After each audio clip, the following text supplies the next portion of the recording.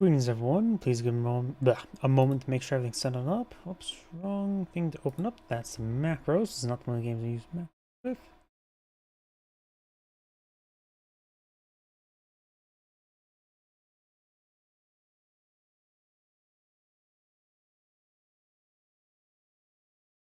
Wait.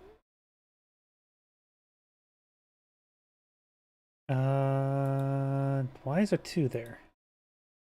Okay, that might be a little bit broken. Hopefully not. I'll just have to keep an eye on that.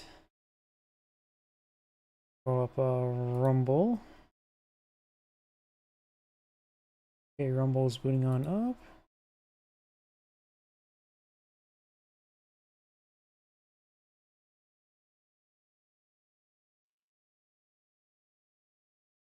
Looks like everything's good.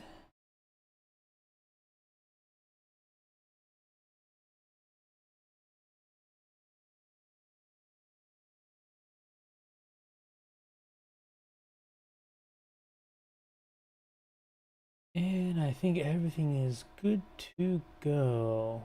So, let's go ahead and get started. Nope. Somebody just subscribed to me on YouTube. Welcome to the channel. That's one way to start off a stream. So let's get started. Let's start with I had a... What's a cola? Is that Q? I think it's this one. I haven't done much Aztec casting because I didn't play the Obsidian Mirror campaign just yet, so I didn't really understand Aztecs too much. But now I have, so let's get started. Greetings everyone, and Grade here with another Age of Empires or Age Mythology replay. So on the south side is the blue Quetzalcoatl, or how to pronounce it again? Yeah, Quetzalcoatl. I still don't know how to pronounce anything. We have Bunra. It's on the north side as red set. We got Saturate dope fat. Saturated fat. Ugh. Why did I have trouble reading that? Saturated all fat. Saturate dope fat? I don't know actually how to properly split that word. Either way, when it comes to major and minor gods, Quetzalcoatl is, of course, a focus on warrior priests and noble huts. Warrior priests get additional 0.05 favor per second while performing bloodletting in temples, which is weaker than most other sources of favor, but warrior priests are, of course, more militant, so that's good alternative use for them. Capoles and their additions cost less, 33% less. Noble hut units get additional 10% hit points. Eagle warriors get +1 range and line of sight, so it's more focused on eagle warriors, but generally all noble hut stuff. For his, of course, you get Tailwind, get localized sprint, and of course, enables livestock to be donated at the temple, temporarily increase the gather rate of all villagers. Herdables can now be devoted at temples for plus 15% for 15 seconds, which can be a bit expensive. It's probably useful for the turkeys you freely get. When it comes, of course, to age up benefits, we want to see more infantry and noble hut units. When it comes to, we got two options. You got Hui Koltol. I don't know how to pronounce anything. Of course, you get Lullaby. The Chenkei is a defensive unit that can become a turret. This supports Coyotes, which is a noble hut unit, increasing their pierce armors, and they are the counter range unit. A villager and human soldier speed, hero speed by 10%, so make them even more fast. And of course, get more traps. I don't know how effective are traps. Guess we'll maybe see soon enough. Or got Potakali, gave blue. You can either collect for food or use the health restoration. Nice little god power there. You of course got the white rabbit from re-zero to summon in. Additionally, you can get villager hit points and get a bit of health regen on your villagers and human soldiers. It's always very nice, but it's not too high, but not too bad. Good in between combat, and probably pretty good for making your villagers more resistant to subsequent raids. And of course, extra gather rate for farms is very nice. And of course, you get 25 food rebate upon construction of farms, which is nice, but nothing too crazy. So one's economy, the other one will improve on a certain noble hut unit. And of course, general speed. Set, of course, is the focus on barracks units, but it's not really barracks, it's just generally all human soldiers. You, of course, get animals a set. Priests can convert animals a set, to animals a set. You got your barracks units get additional speed, which is nice, but nothing too fantastic. 5% is not ground breaking or even ground running, just ground jogging. Barracks, siege works, and Mongol strongholds themselves cost 25% less, and monuments reduce the cost nearby barracks and Mongol strongholds by 10%. That's the key part. That's the big part about set.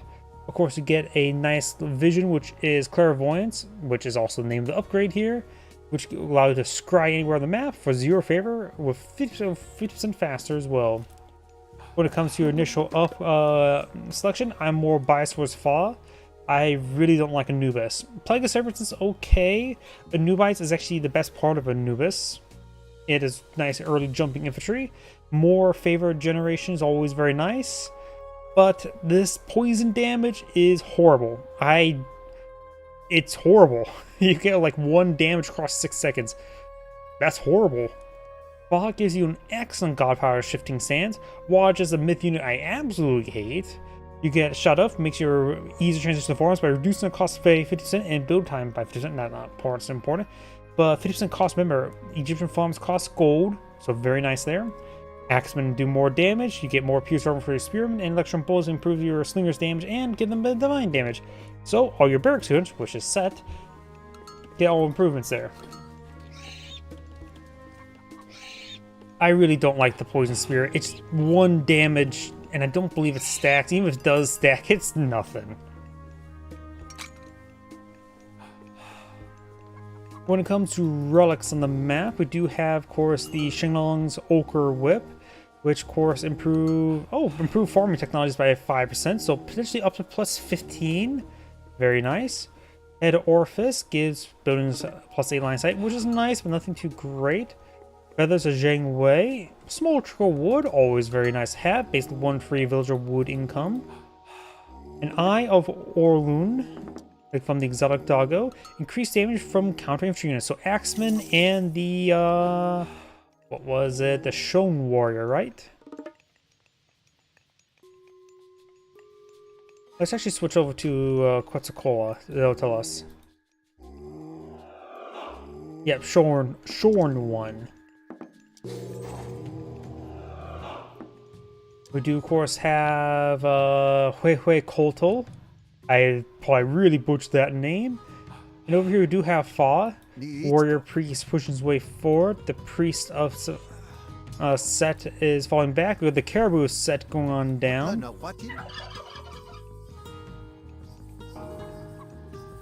There's the Wajat of Set. The free animal bonus, in my opinion, is really economical. It can be used for defense, but it's generally just the best idea just to eat these things. What? I might not be well versed when it comes to multiplayer meta, but village centers are usually inferior to town centers.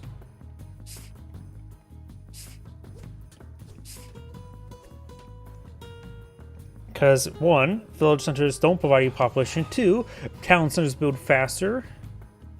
But this is close by. He is empowering the settlement. Wait, does this improve resource drop-off? What does a pharaoh's empowerment does to a settlement or village center?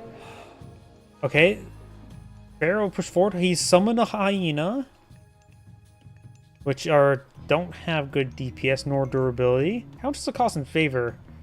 4 favor? Oh, shifting sands? We got an animal drop. And we got Lullaby there. But wait, does Lullaby not work on animals a set? The warrior priestess does go down there. Pharaoh there. Good try. Let's see, 18 versus 23 villagers. I don't see many carcasses here. Only now a couple animals are going down. And remember as well, villagers do use their bow and arrow against the animals of Set and in the campaign, any other hostile fauna. including Bork and Eitri. Brock and Eitri, not Bork. Bork, though, is probably pretty Swedish, which actually does fit in. We do not have a warrior priestess set. I suppose the animal drop does only cost favor, so he lost the use of his god power. Or should I say he just utilized it. With investment of... well, he only lost a couple animals. A lot of them were converted for free. The gazelles are free. The hyena is the only thing he really paid for.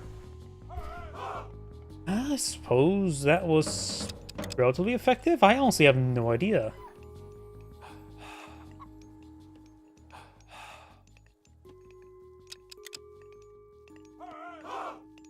Got the baboon set here. We do have Nephthys being queued on up, which Nephthys does provide Ancestor Scorpion Man, Funeral Rites, Spear of Mott, Nebulity, and Funeral Barge. Let's see to see what Quasar Cult should age up with. You can go for Kotolikue, Kotolikue. I don't know how to pronounce any of these names.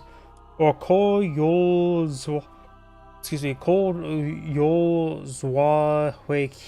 Kwai? I have no idea how to pronounce any of these things. You could, Earth Monsters, a pretty good anti-infantry tool. An early siege weapon here. Turtle, rabbit, mythical creature, balance the balance between opposites. Good against buildings. It's really just an armadillo. There's also a bit of a beetle look. Building health, building pairs are free. Health regen on buildings, which is nice, but not too fantastic. You get a version of Militia from Poseidon. Better ship stuff, and 1 crush damage and more damage. All human soldiers get plus 10% damage, and 1+1 crush damage for human soldiers. The extra crush damage can be quite nice, but it's a little bit hard to gauge, honestly. Starfall summons more of these things. Star demons, just call them. Temple text cost less, as well as great temple text. More favor from devoting settlers, and more axolotl stuff. Honestly, none of these things seem extremely good to me. I guess I could go either way.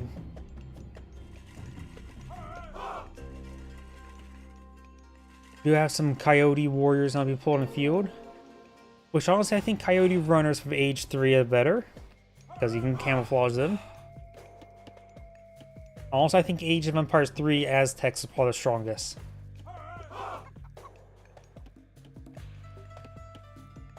Skull Knights in Age of Empires 3 have no equal in Age of Empires or Age of Mythology.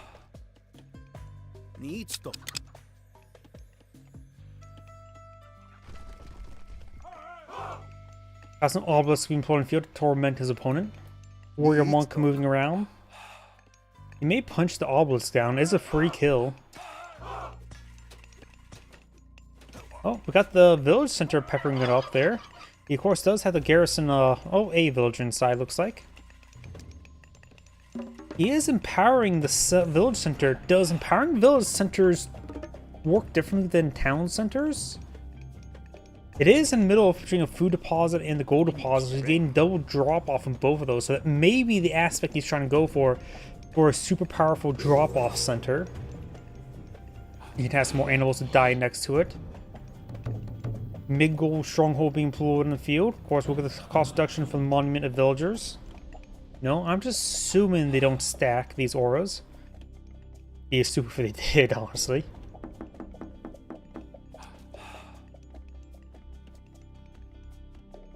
Their village count is relatively even at the moment. We do have some noble huts here. And an armory. Bring back a relic. Probably the worst relic on the map. Oh, we got a trap here. It is a spike trap. Oh, we got ancestors. Use vision to ancestors. Maybe try to pick off a villager or just harass a gold deposit. I'm not exactly sure the exact purpose. Oh, ancestors do donate to Nali. which is basically a form of blood, but these are minions. They are mummies. Should they not don't provide Tonali?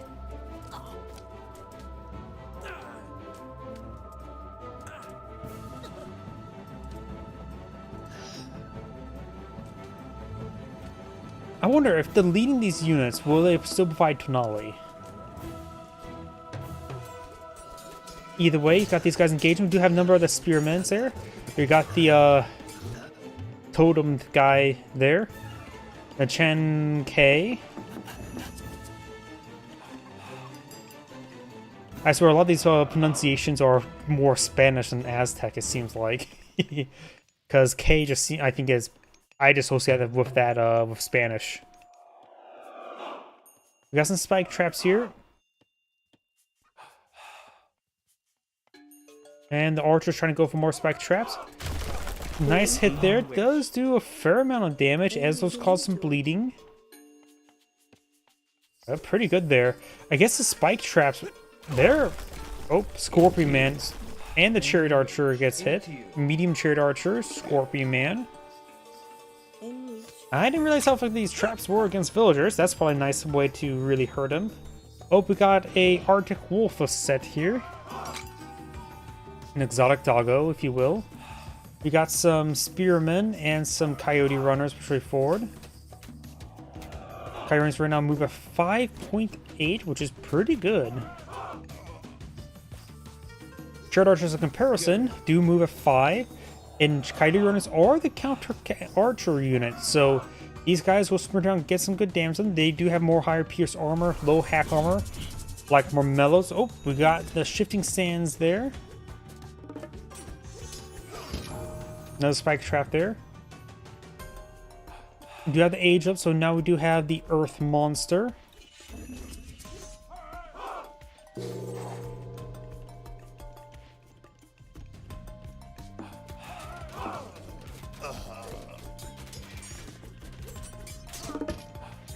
Phoenix now flapping about. So that was age 4 for the set player. The Phoenix is set special forward. And remember as well, Warrior Priests can't shoot up.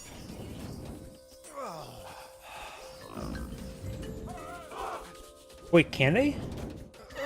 Oh, guess they can. They don't have the range attack indicator from, like you see with the Greek heroes. Meteor nails the Great Temple. Sets of villagers also getting hit.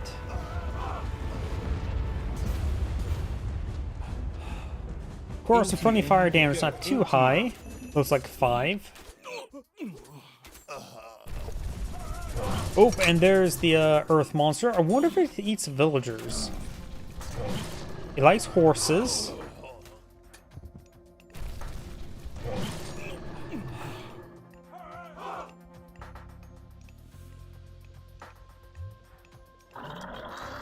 Oh, spat everything out.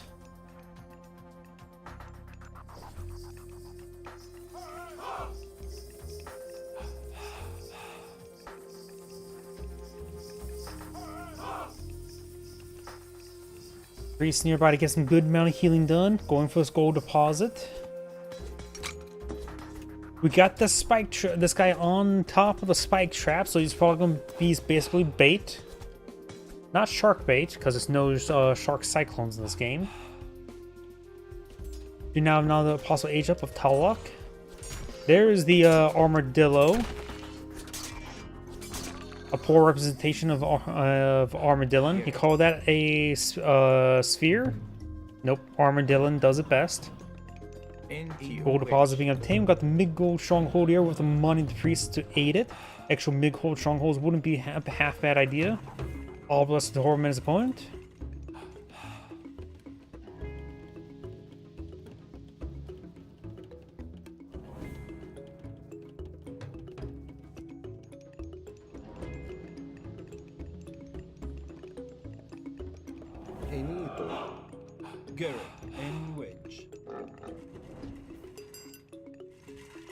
We do have Tusk of whatever that is. He might be going for War Elephants. Chariot Archers. Let's see, war elephants. The counter would be these Thelmian spearmen. They're the counter cavalry unit. What else counters cavalry for the Aztecs? Are war elephants the way to go? Camel riders are nice, but they're more counter cavalry, so they'll be good against the jaguar warriors. Up to Noctilon. And we. Another armory established. Lock is now being researched. Phoenix still flopping about. Into you.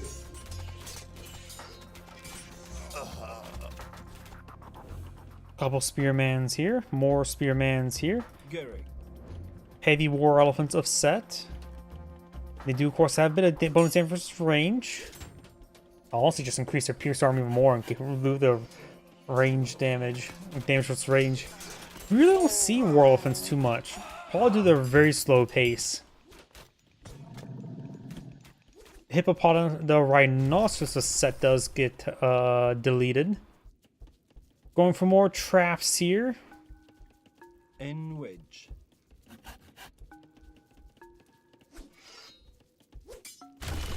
Gets both these elephants.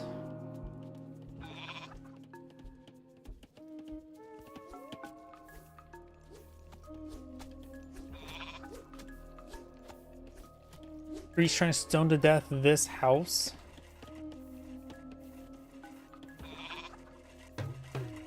Now the obelisk deployed in the field to torment his opponent.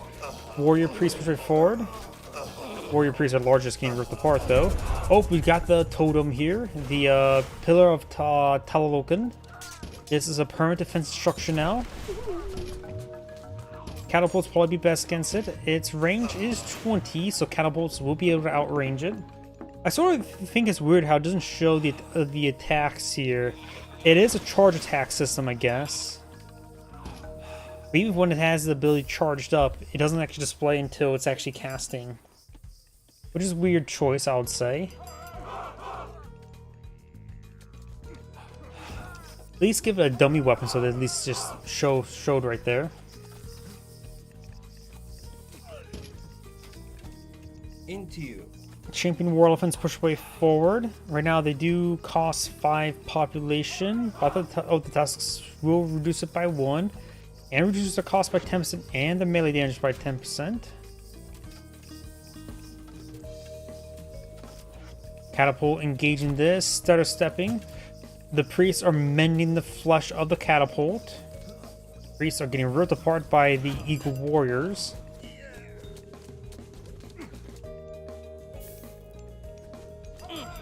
The warrior priests themselves are classified only as hero, doesn't say heroic infantry. So in theory they don't receive bonus damage from anti-infantry attacks.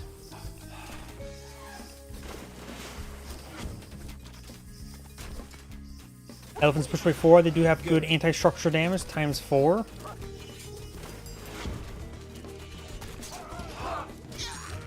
Does take out that guy there, he lost his head. And that's how you can grab head. Of course, I got this rat thing. It is amphibious. Is that supposed to be the chupacabra? Eagle warriors push forward. They are, of course, classified as ranged soldiers. And the chariot archers, of course, also classified as ranged soldiers. They do bonus damage versus melee, but eagle warriors do bonus damage versus range. So they're a good counter to the chariot archers. Oh, thank you for the follow on YouTube. Welcome to the channel. Oh, I can grab elephants. Oh, another earth terror.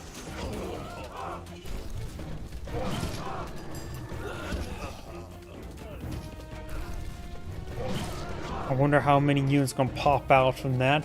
Probably a couple elephants.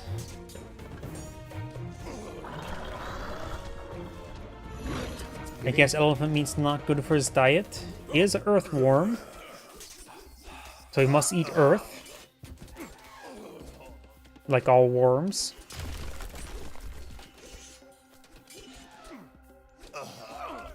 Chariot Archers is probably the best call. War Elephants are slow.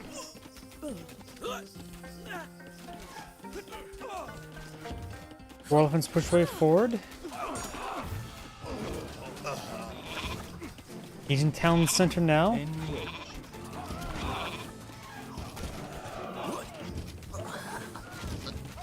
Chariot Archers firing away against the War Elephants and vice versa. Town center does go down, but those War Elephants are just too slow. It's one big problem with War Elephants, they're just too slow. Into you. I wonder what would be a way to balance the War Elephants to be a bit more useful. A slight speed increase would probably be in order at minimum, and remove, they say, the range damage versus range and give them more range armor. Hell, maybe that doesn't even need a speed boost so they have more range armor. Make it an anti-range unit by just sheer beef, or by sheer elephant, I should say. Maybe a bit of AoE damage for us of melee attack as well, so when it connects, it's good against formations.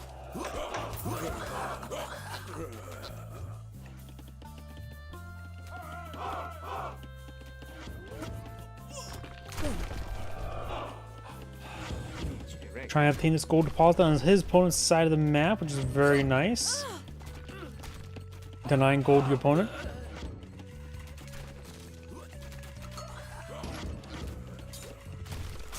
He did also go for... Seth did also go for boss, so he could get some boosted slingers out on the field as well to help deal with all the Eagle Warriors.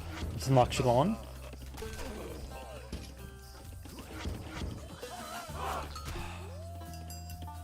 More Eagle Warriors. We do also have some Spearmans.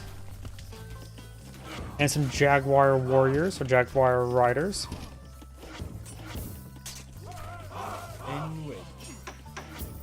There's a medium Jaguar Rider. Does have a bit of bonus damage versus range as well.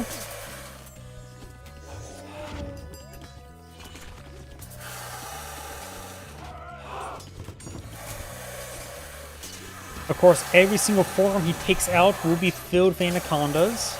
Into you, go.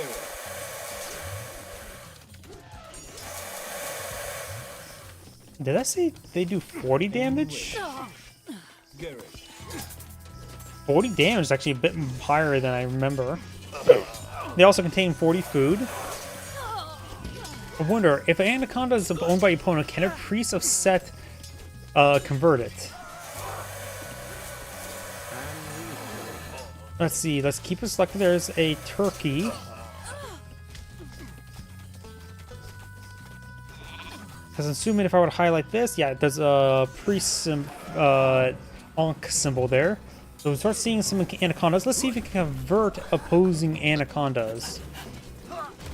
No, he cannot. Imagine if the priest a Set could convert anacondas. Would it be useful? No. Would it be funny? Yes. Turn into an anaconda of Set.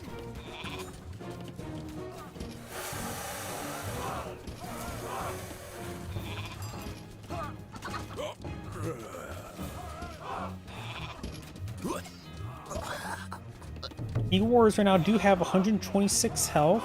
The, let's see, does have... Actually, I don't know what all the upgrades lows are for the Aztecs. I was playing the campaign, I just like, alright, just grab them. I see 16 damage, slow attack speed, but it's equal to the Chariot Archers. 126 health with 30% range armor, 35 range armor, so that's the same. 16 damage. 16.5, effectively the same. Does have, of course, some other aspects as well. One extra range. Yeah, Eagle Warriors are basically Chariot Archers, pretty much. It's pretty much same health, same damage. Pretty population. 80-45. Ooh, Chariot Archers are much more expensive, 140, though they are reduced thanks to Set, but that's the civilization bonus. Yeah, at this current rate, it looks like Eagle Warriors may need a cost increase with a direct one-to-one comparison with the Chariot Archers, costing 15 less resources. Them having one bonus hit versus different targets is not really important, though.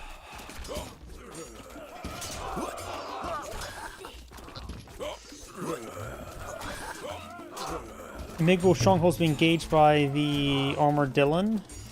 4-man Armadillon. We also got the thing here, which is classified as a myth unit. The siege weapon for the Aztecs. He throws rocks. Arrow Knights are clearly superior from Age of Empires 3.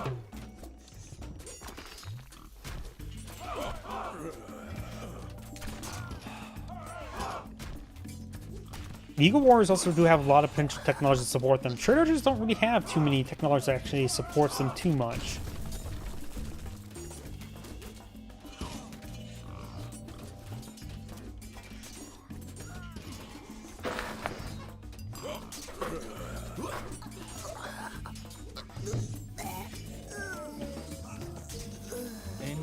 Spearman push way forward.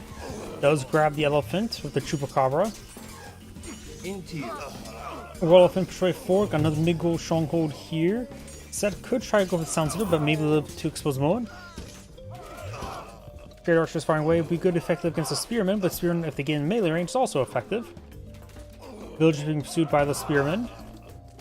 Diverts some of them off. Most of them off.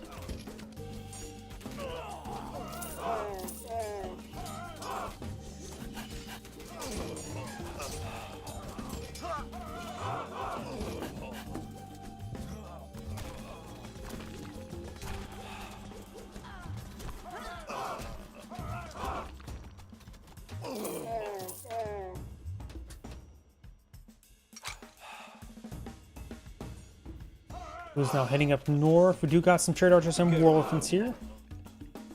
A large number of Trade Archers and War Elephants. Don't see anything that's a faster train. He does have the conscription. Down south we got stuff here. Is that the food one? I think that's the food one. Nope. Oh, yeah, that's a gold one. Use converting some of the food into gold. Very nice. We do now have the Quetzalcoatl. The Quetzalcoatl Incarnate.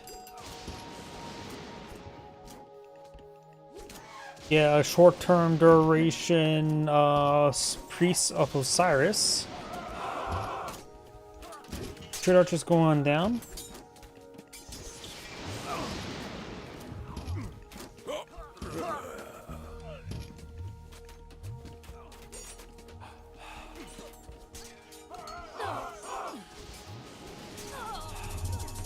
Shifting Sands does get all except one villager. That villager drew the short straw.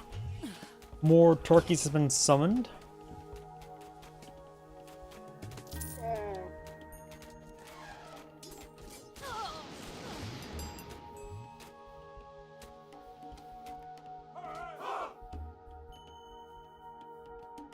Into you. We do have the War Elephants now engaging as well. If another War Elephant gets grabbed.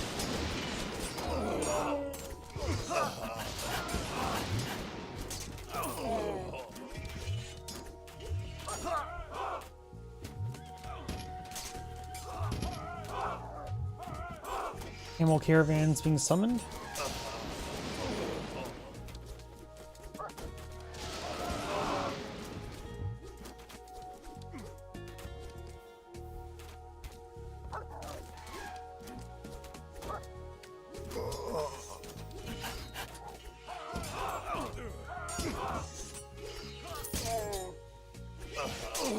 Spearman going down. These Eagle Warriors move too quickly to the War Elephants to keep up. Those are now up to 60 Pierce armor. Coinage, more Spearmen, more War Elephants, more Trade Archers.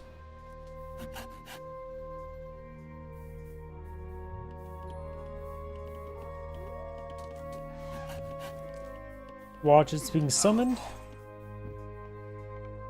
I'll see if Phoenix probably will do best, since the opponent has not gone for heavy in Warrior Priests. We also got another bugged out counter here. I don't think he has 3.3k units on the field. So I could be mistaken. I have trouble counting that high.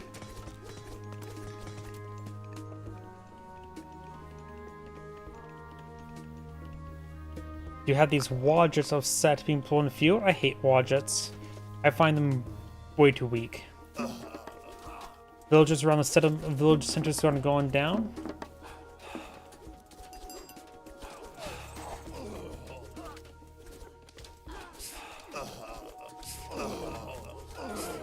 Wadget being engaged.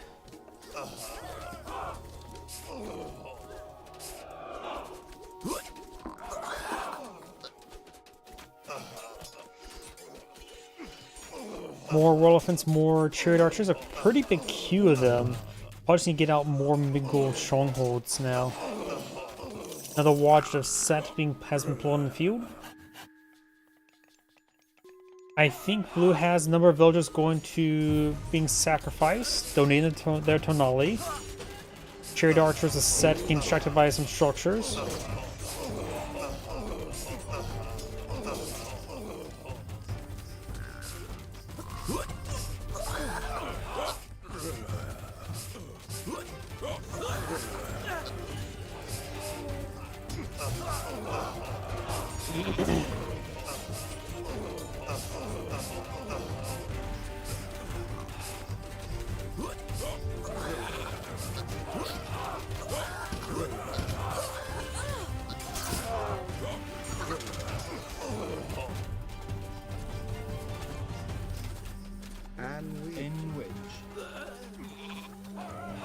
More of the war elephants are going down. I just haven't seen those war elephants being super useful. I'm having a really hard time judging them. Or at least I'm judging them pretty harshly. Same difference at this point. More spearmen push way forward. Chariot archers are going to be useful against these spearmen, that's for sure. Just have to keep their distance. The eagle warriors he has no proper counter to. The war elephants are not fast enough for that.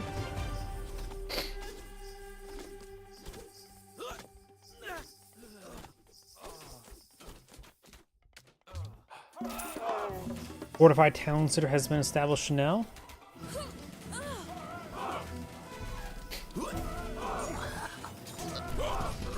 Another earth monster grabs a good number of those chariot archers.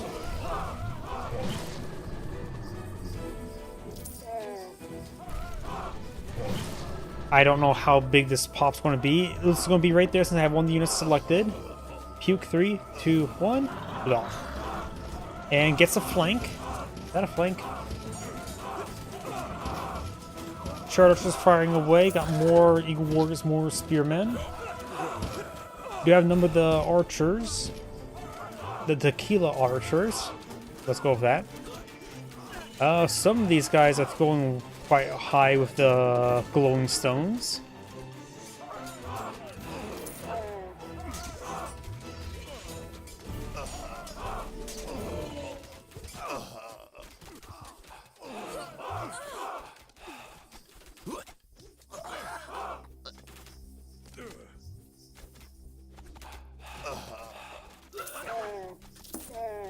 Oh, sorry, I sort of missed this. Spearman pushed forward.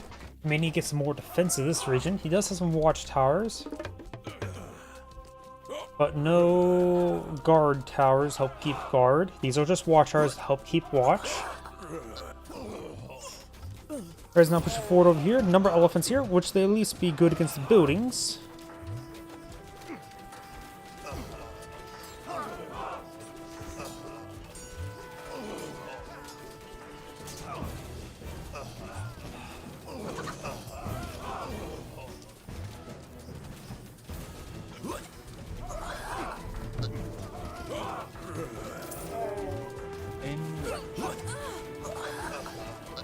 Elephants slowly push way forward.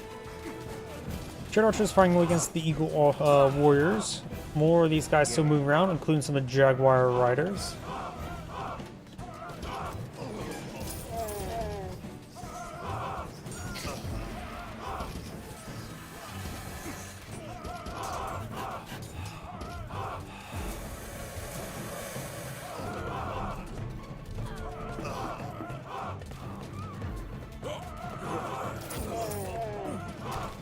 Catapult firing off some rocks. 4 trade archers. We've also got the Mongol stronghold here, going for some units.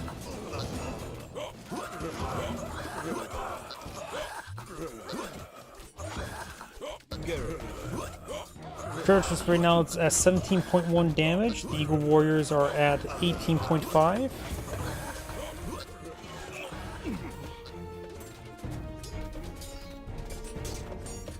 Into you.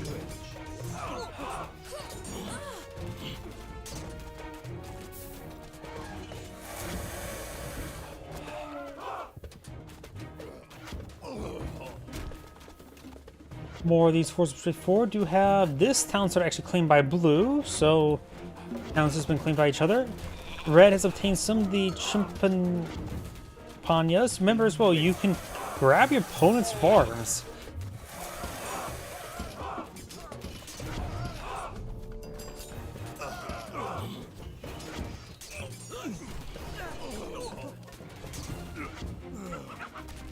All these units are starting to fall back now. Jaguar Warrior. Town Center appears to be out of range somehow.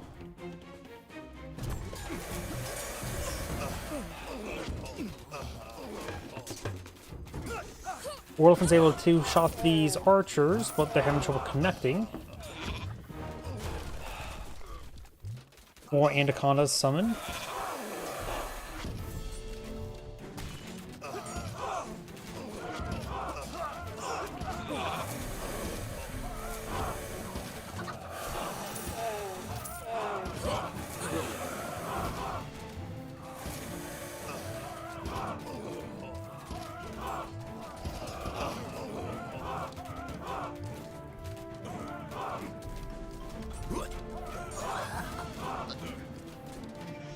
Blue's starting to fall back there. We got now the champion Warlefin's push way forward.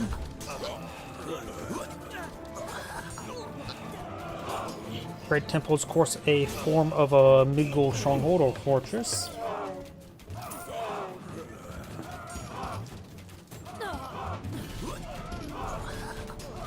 This Great Temple has 5,000 damage done, whereas the Mongol stronghold has 1,500.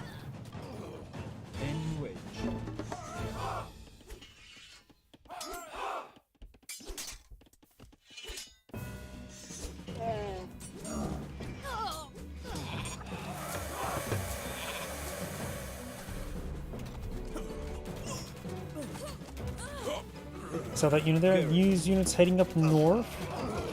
Great archers being picked on off.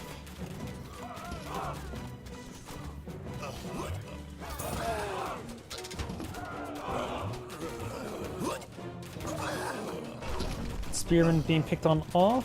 When it comes to economy wise, Quetzalcoatl is actually low on food, but has some to work with, plenty of gold. The Set player has not super high reserve of resources, but has some food and gold to work with. Oh, we finally got some bronze and iron being researched here.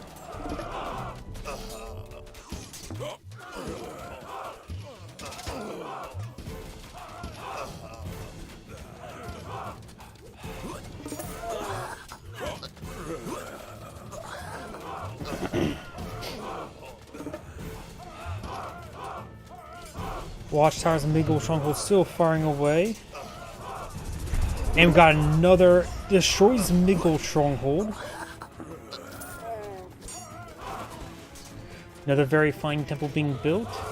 We do now have ancestors being summoned over here, trying to stop this stuff here. Good counterattack by the Aztec player, hitting the villager, not even the village center.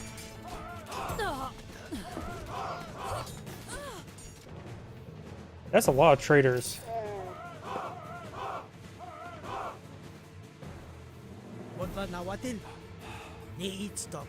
79 gold? Is it no build? Yep, 60 build limit. Unless he's got all of those up and going.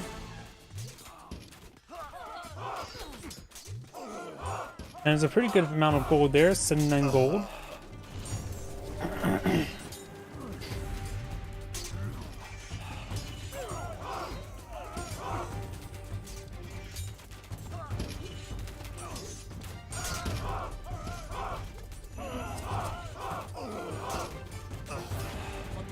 Got some champion Jaguar warriors here.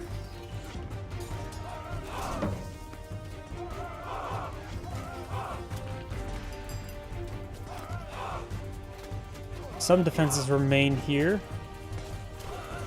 So just watchtowers, doesn't have guard towers nor the other upgrades. Not even boiling oil looks like.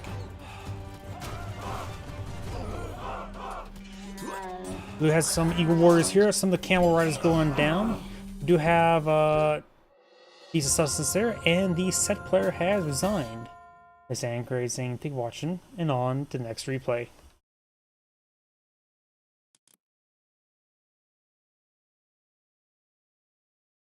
Keep moving. I'm going to reach down and get a drink.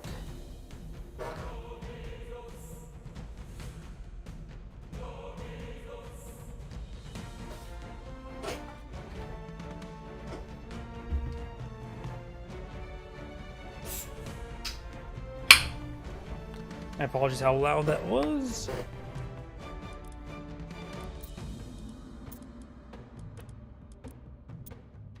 And let's see, Raw, we just did sets, maybe not.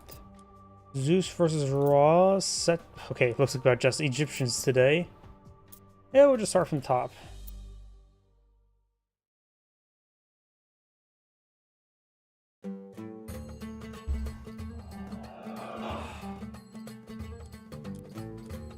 Got this Age Empires 3 bug here.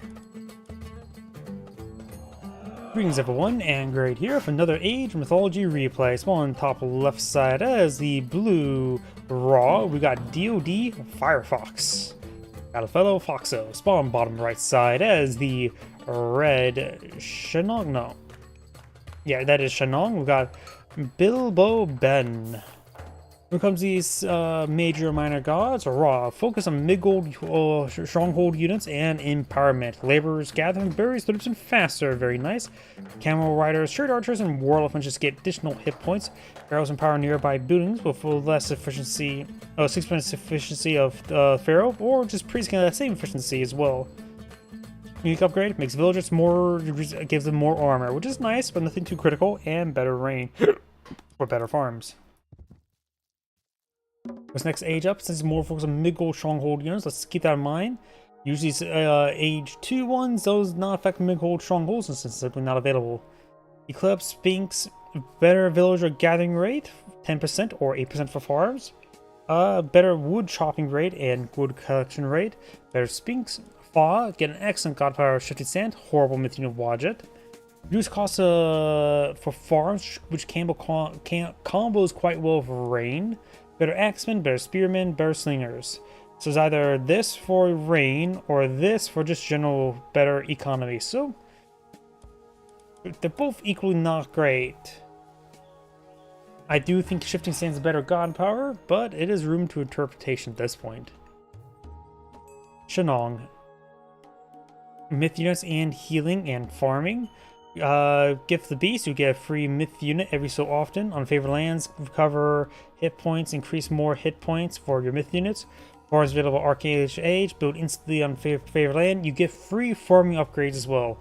Especially if you go along with those said farms, you get Prosper Seeds, which makes you 2 farms, hides the villagers, or pretty much hides all villagers on top of it, and makes them gather even faster as well.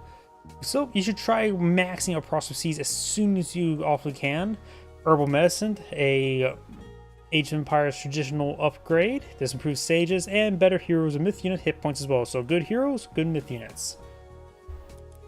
So probably keep that in mind. When it comes to age up benefits, we got Chi Yu or Ho-Tu. I think Ho-Tu is generally the more preferred choice, but both are good choices. Earth Wall, you got a lot of free walls. Kong Ki is a myth unit that can either take fight and land. Better defenses. This is the big part about Ho-Tu. 5% more resource drop off on favored lands. That's quite powerful. And of course, better villager building and work rate and all that sort, which is okay. Lightning weapons get your units occasional stun. It's not as good as flame weapons, age 2 rather than age 3. Yazi, teleporting dragon doggo. Better anti-cavalry, which against Ra, who's a mid-gold stronghold unit, that's actually might be the more important part right here. Bit of pillage, and of course some more Yazi upgrades. So both are quite useful, but no, neither of them I'll say fantastic. When it comes to relics on the map, of course got the Q drum. Heroes do more damage, they lose hit points. Probably very useful for priests. What are those effects of the Son of Osiris? Tower sets this, increased tower damage against myth units. That's probably useful for a Raw to pick up since the free myth units for Shenlong. Charon's Obol. Villagers gave a bit of refund upon death, which is nice. Infantry trains passed by 25%. Which is nice to have, regardless which civilization you are. So a lot of good relics on the map. Very few relics I'll say are bad relic. Head of Orpheus is probably the worst one, plus 8 the building range line of sight. There's a good amount of line of sight, don't get me wrong, but still not something you really desire.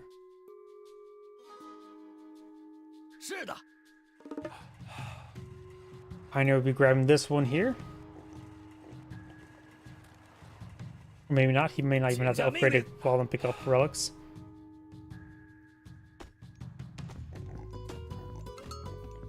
Got a Kafu now deployed in the field.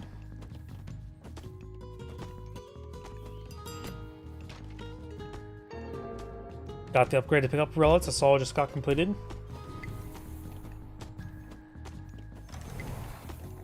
Another Kafu. No age up yet by either player. Raw has enough food. Temple now being built, so both players are going for a later age up. I think Raw went for a later age up because this one may be going for the Shenlong farms. He placed them next to the gold deposits, so it's easy to keep them hidden. You never expect a giant stealthy Kafu, who I don't think can garrison inside town centers, right? Now the Seek Soldier buttons, maybe they can.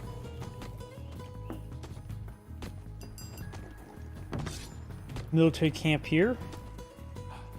He did go for Chi Yu. We do have boss being selected.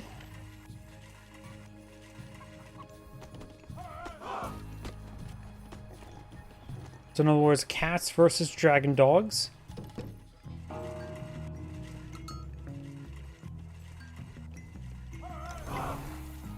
Weird looking cats versus weird looking dogs. It looks like we do have some fire archers, some Dao swordsmen now being put in the field.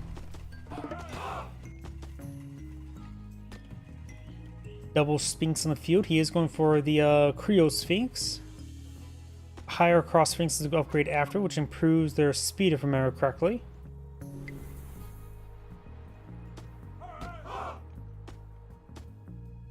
There's a Yazi there.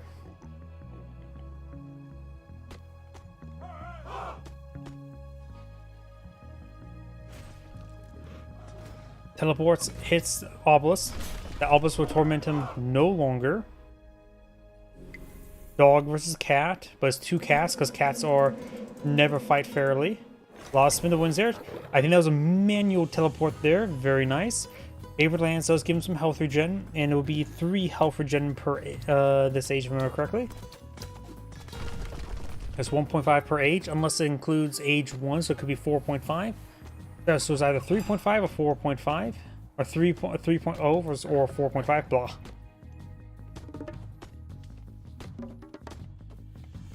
Here's the favorite land. Get to the favorite land. It's quite favorable to him. Yep, I don't see the plus symbol there, so I cannot estimate. There's an aura heals rather than naval health regen, if that makes any sense. Even have the aspect of wave past, better wood collection.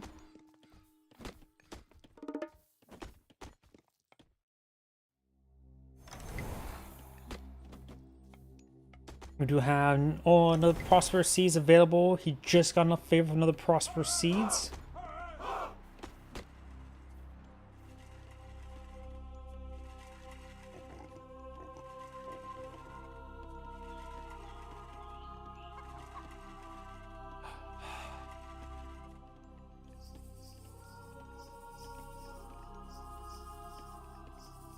Charur the Pharaoh. Pharaoh Cross Sphinx are now fully upgraded. They now move at 5.8. Their damage is 21. Age up there as well. Now they're 24. We got the Citadel. And all I can think is Commander Shepard jokes. I'm Commander Shepard, and this is my favorite statue on the Citadel. I wonder if anybody knows the command structure for jokes. Mass Effect is now honestly an old series.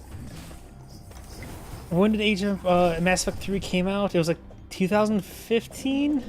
And has it been 10 years? We got the Quillen now bashing his head against the obelisk. It will torment him no longer. Next one is the Tao Tai. I always get with the Tao Wu and the Tao Tai mixed up. Tao Tai eats, Tao Wu smash, right?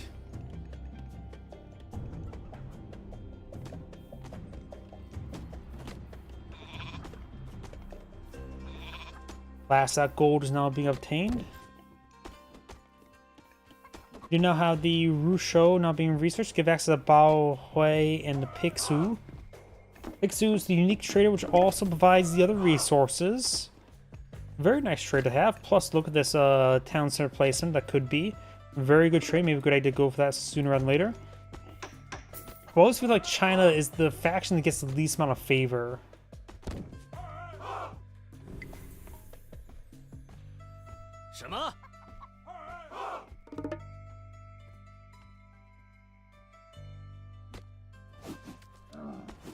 Javelin throwers hit the Camel Riders, who do have bonus emphasis range, but only a small margin. More of a counter cavalry unit. And the Chinese tend to go heavy in their heavy cavalry, the white cavalry and the tiger cavalry.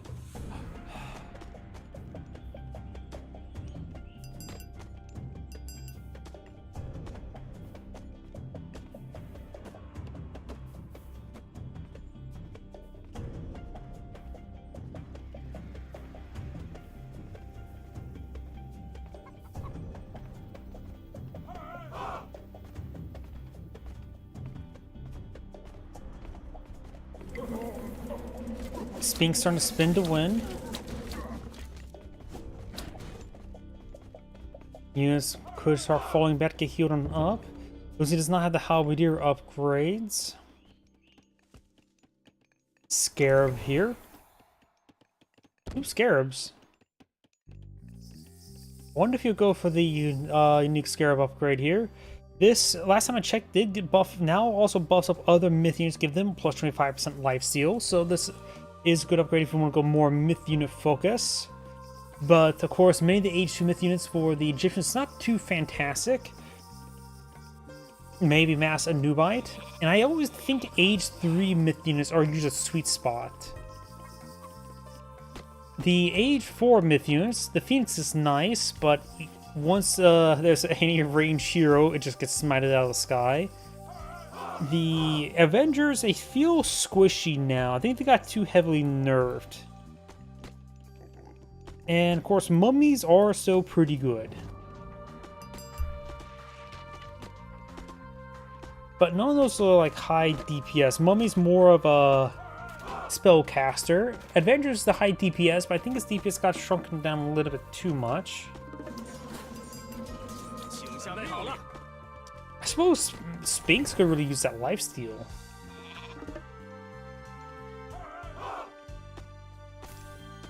We do now have some more prosperous seeds here.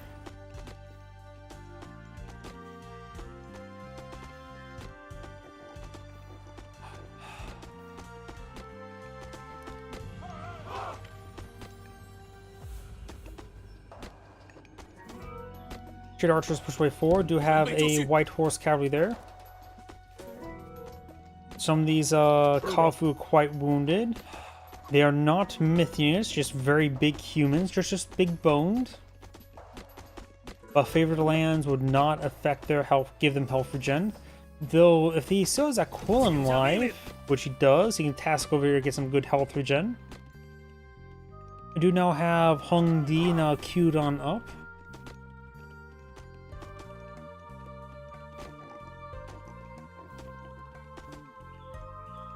Gives access to the Hundun.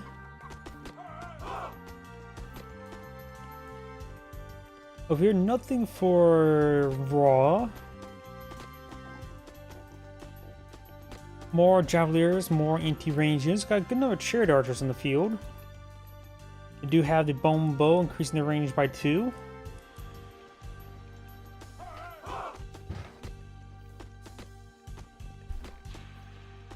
something over here. Hippus took out Obelisk. Not Hippus. It's a white core as well as a Hippus. We do now have the Eclipse activated, which does improve favor generation, but only one Sphinx there. We got the Fee being employed in the field.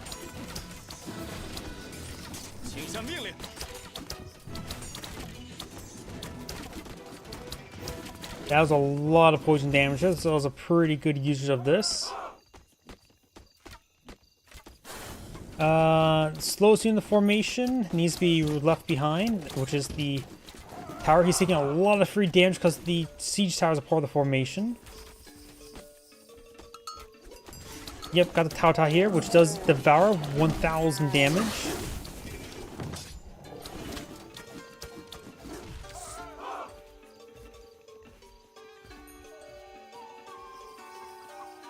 Got some healing going down. Does have another priest there. Lightning weapons may have been used in the middle of that, looks like. Oh, scarabs munching on this temple.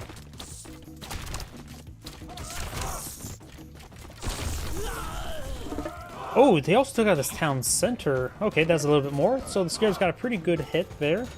This one's not a pop cap, but might as well be at it. You have a there's the Bao Hui way.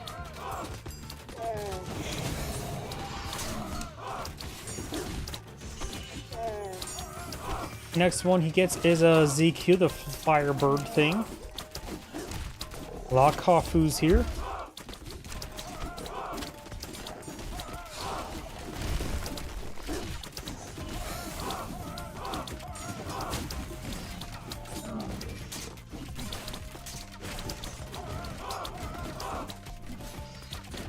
Siege tower going on down.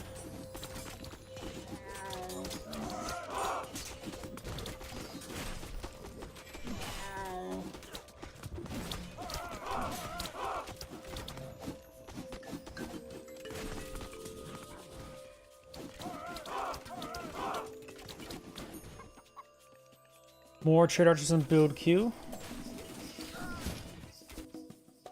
Villagers heading down to that town center now, being powered by a pharaoh. Not pharaoh, priest. Some of pharaohs. We have the pharaoh here.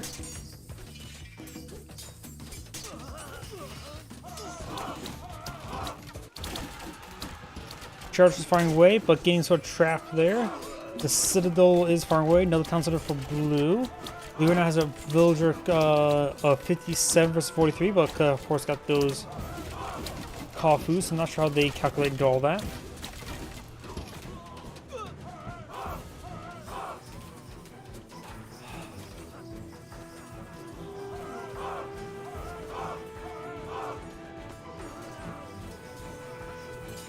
Villagers shanking the Dao swordsman.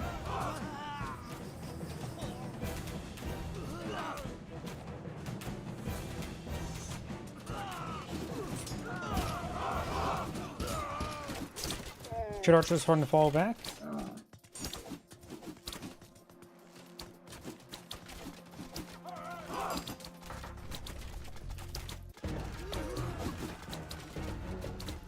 Javeliers causing issues. Pioneers are not very good for structures.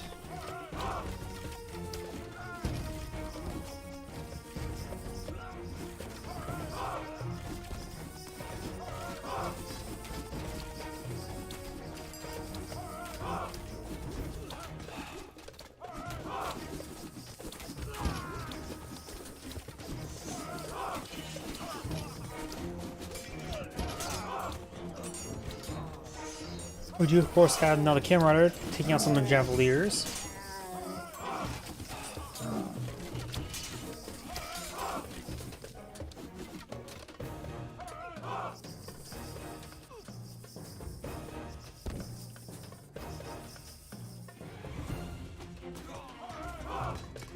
Looks like the mid-gold stronghold is taking some damage. Looks like there's no boiling oil research, though, which is being finalized now. Crenellations as well.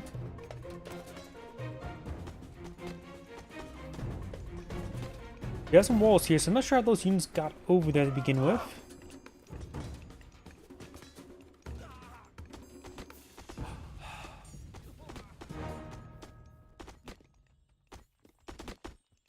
Divine Judgment gives infantry +1 damage.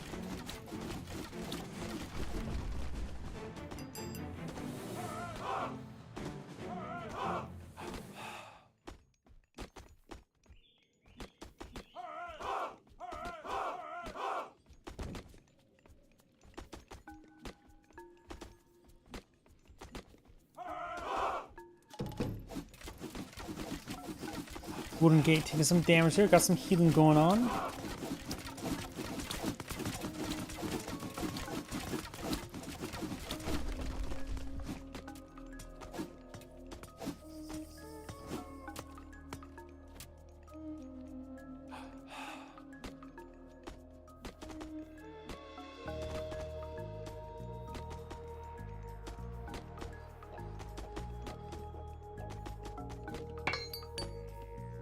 Bob is still here, tormenting his opponent.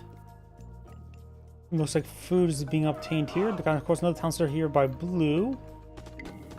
200 maximum population for Ra, only 175 for Shenong. Siege crossbow.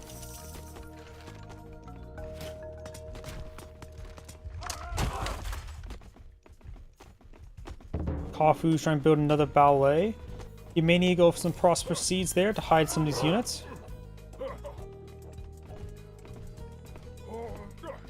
Some of the Kafus are going down. Very nice.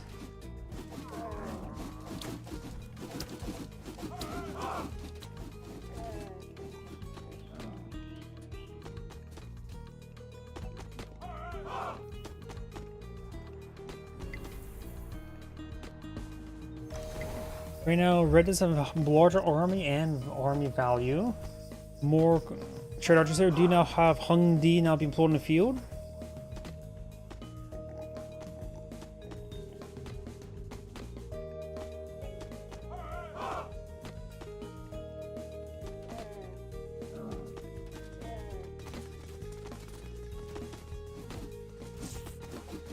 Scarab pushes his way forward.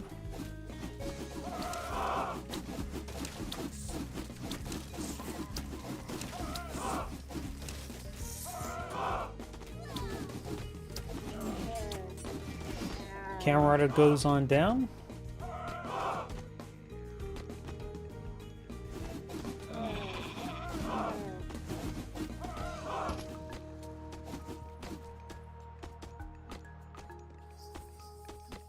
You can also now go for the Yinglong's Wrath to Wet Farms.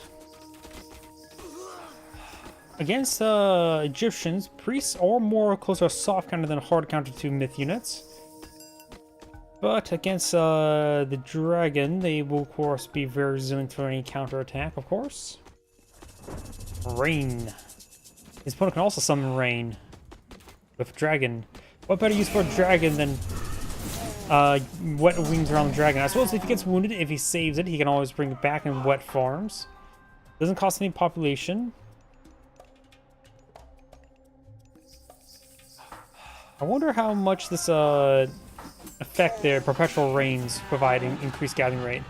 2 mid-gold stronghold here. Blue's a little bit backed up the corner. We do have Osiris being queued on up.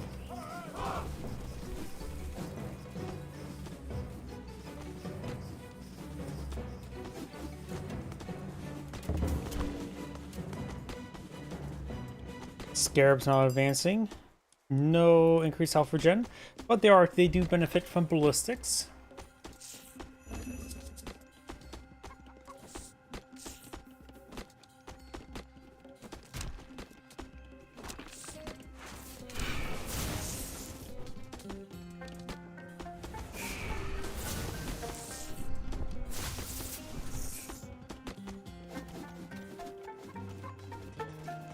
Big gold stronghold being established now. Being powered by the priest, who has only 1 health remaining. So if you demand his life, you'll get a life point. Villagers are already going to just run away. We do now have the Loza's Silk, increasing villager hit points, human soldier hit points, and give them more hack armor.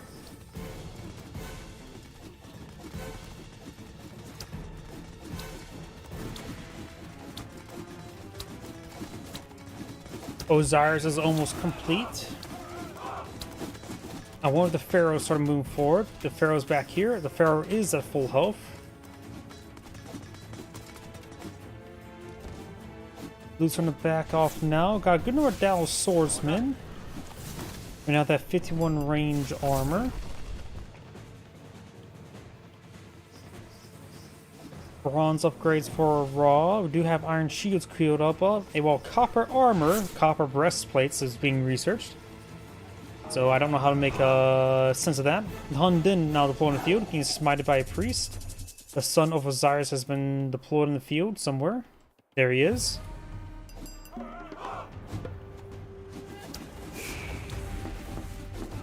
Villagers backing off to the mid-gold stronghold. Priest trying to smite the ZQ. Camera riders push way forward.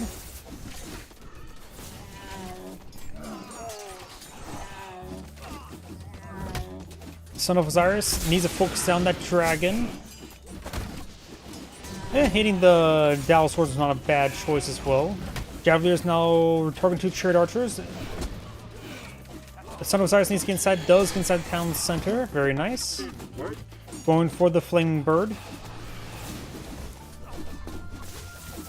Son of Osiris may pop out on this side here to engage the dragon. There we go. Eating the dragon now. Pops out. Some mercenary cavalry riders being employed in the field. Son of Osiris still inside the town center. More camel riders push way forward. Chariot archers sort of just taking it. Son of Osiris does take some more damage there. No safe exit right now for the Son of Osiris. He may just want to keep in town center for a time frame. He can start firing an arrow to help him, it out. Some mummies pulling the field. Does he have mummy viziers? Nope, just regular mummies. No mummy issues just yet. Son of Osiris still located inside the town center. But that town center is going to hit pretty hard. This does range damage, so it shouldn't do too much damage to the structures. Son of Osiris should start popping on this side now. Oh, wait, no, Son of Osiris is out of it. Son of Osiris is actually inside the middle stronghold now. Sorry, I missed that. Action off.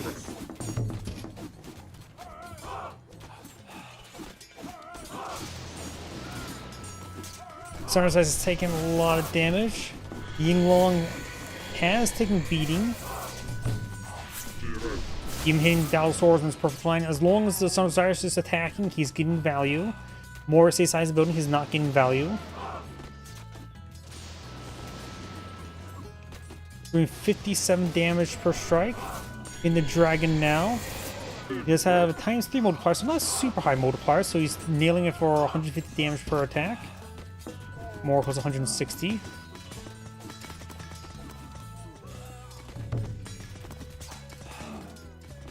And the dragon's gonna fall back. Since he's wounded enough, he's going to go back home and task the farm. Dragon's gonna retire onto a farm. Every dragon's dream.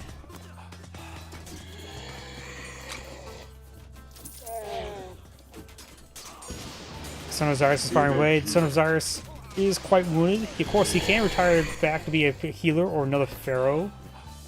But that's still not that useful for him.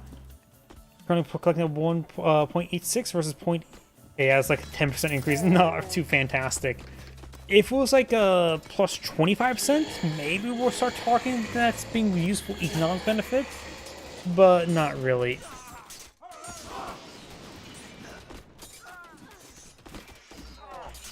Number of mummies on the field, or minions I should say, pops on the far side of the Son of Osiris. A lot of Dallas swordsmen just being very bulky. They effectively have 50-50 armor, 209 health, while being 2 population. And that's pretty good damage, so they attack a bit slow. Into you.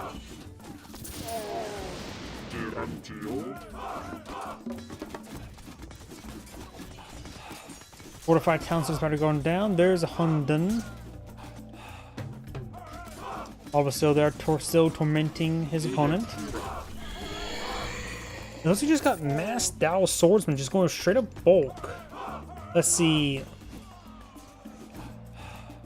Raw will need to go for Axeman to probably counter it.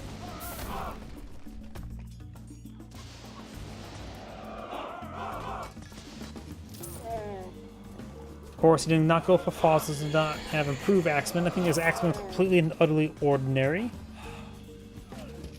Which that may be more true, the fact that he probably didn't have the medium upgrade for them. ZQ, he is just tasking for the Quinlong. Quinlong does consume 0 population, so keeping back as a farm unit wouldn't be half bad. While the dragon does get shot down. Yeah, I think he should just task back there just to let more food collection rate. 0 population, still 0 population.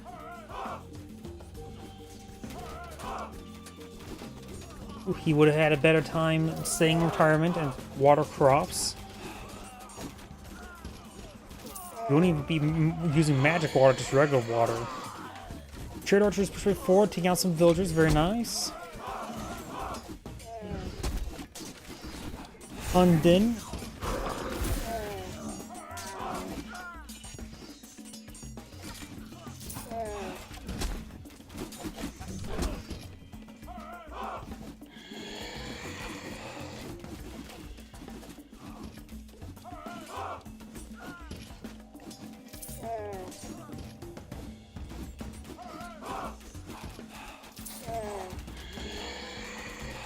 No, Mummy Viziers would be very nice right now. Their AoE attack will get a good number of minions.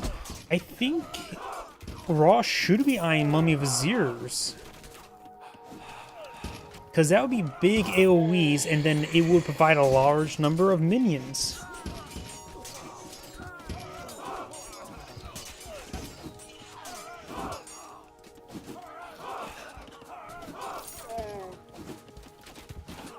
Trade archers firing away.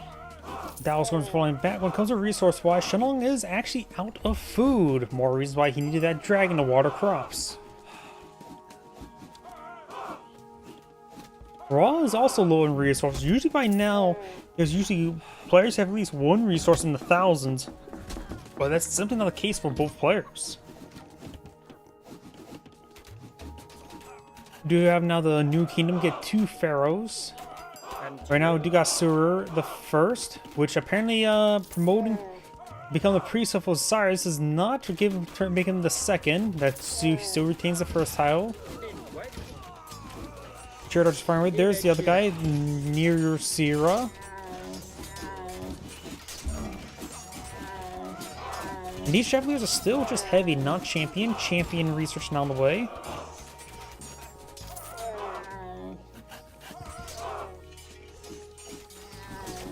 Iron upgrades as well.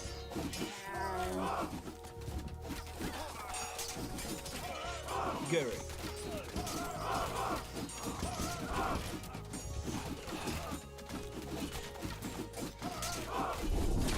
Lightning weapons now summoned.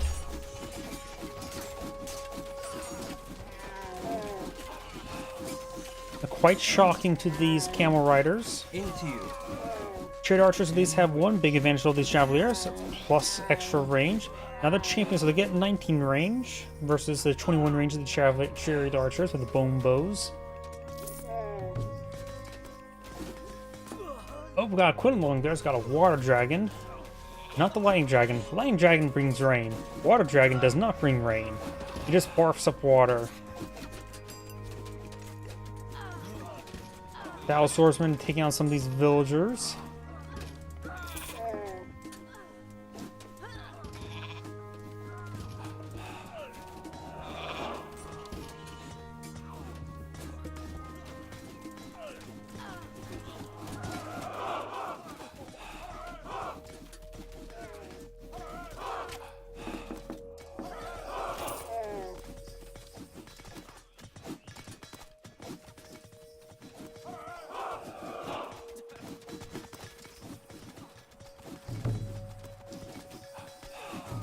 Migo Stronghold taking some damage.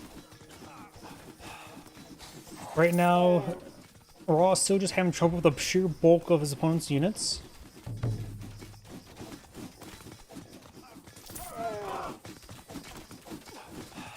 Chariot archers firing away. Go along right here. 80 damage is a lot, but it's only range armor, range damage, so basically does nothing versus these buildings.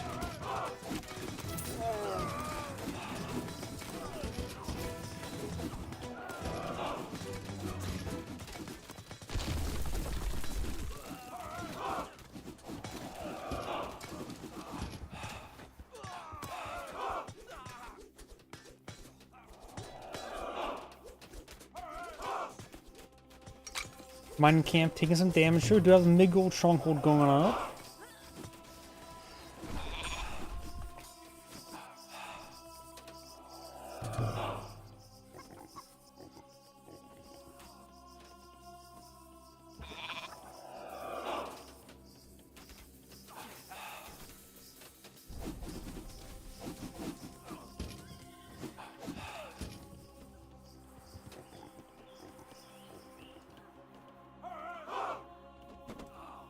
Villagers being stabbed.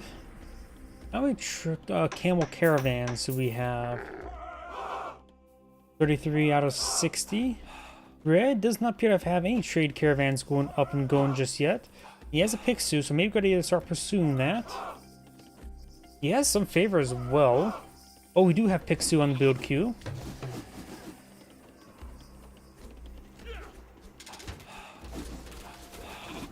Kulong getting smited out of the sky. Catapult engaging the ballet. Gary. Champion camel riders. They honestly lose versus Dallas swordsmen in 1v1 combat. They have less armor, less health. And their damage might be higher. No, their damage is not higher. Not to mention the divine damage go along with them.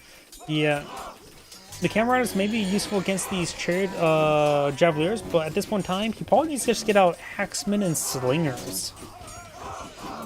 Because mid-gold stronghold units are not performance high, and I still stand by Mummy Viziers. We do now have the Silk Road, which enabled the mechanical ox caravans an age earlier.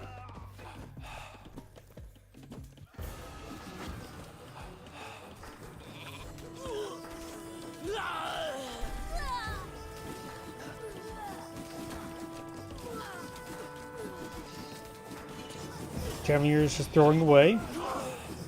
They only have this upgrade here. I suppose they do have this one here as well. Their cost reduction just makes Red's army very bulky, to say the least. 2444 this for something this durable is quite high. It is a bit gold heavy though, so getting those pixies out earlier would be a good idea. And most of the golden map has been seized, of course.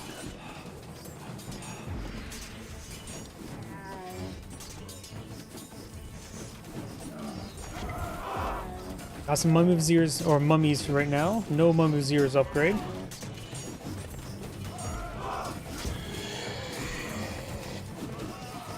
He also probably does not have the lifesteal upgrade. No, he does not onto them as well, which will probably help out their longevity at this current rate against Javeliers. Got a number of minions being summoned. They will last long enough in this situation. ZQ is getting smite out of the sky, and now the Quilong is next. Both of those are 3 myth units.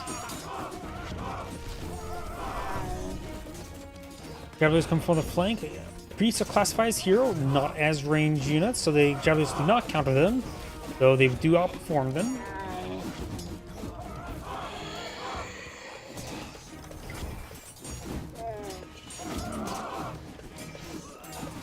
Quilong barking some water. Quilong does go down.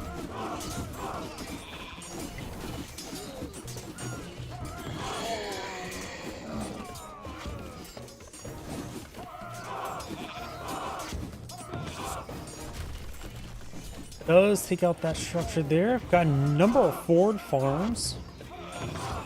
Looks like those are not in favored lands. Unfavorable outcome. More camel archers straight forward.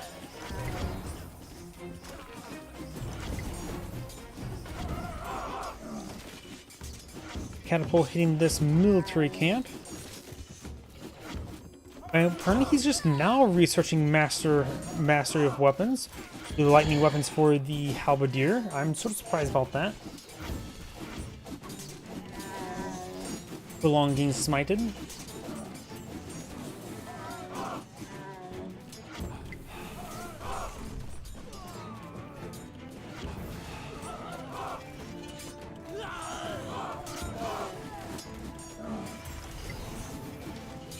Getting some damage here.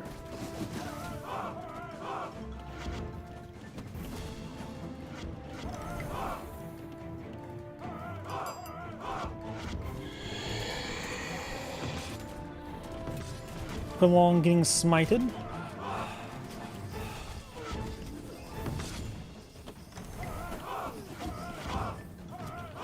Town center there goes down. That's a primary trading post. 130 gold. Of course, it deposits food and wood in addition to gold. I'm not sure if it's a 100% rate or what, but still, and the extra amount is very nice. Plus 130 gold is quite significant. That can easily give him gold income for the downward swordsman, to say the least. More camel riders, more mummies. He does have mummy viziers, which is quite important. I really do think the mummy vizier should have reached a bit of time ago. Increase the hit points of the mummy vizier, as well as increase their damage by 40% and minion lifespan 100%. His opponents filled with small armies were vulnerable to the AoE effect of the mummy viziers and mummy's what's it? Mummy's curse. That seems too apt of a name, so I'm going with it. Way too cliche of a name, but it just seems so fitting. Lumber camp being established there.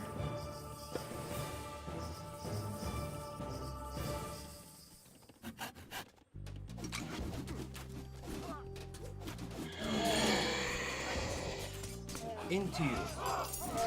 Camel caravans charging right there because he knew he took out the town center. And that's his primary trading town center.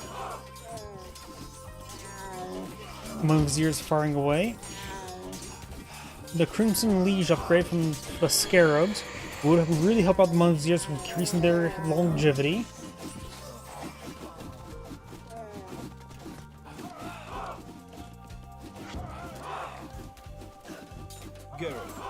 Trade archers getting hit. Undin verifies a bunch of camel riders. That was spooky. He has no face.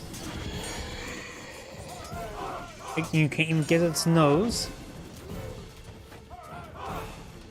The nobles units are pretty close to going down. The Mummy's Curse may finish them off.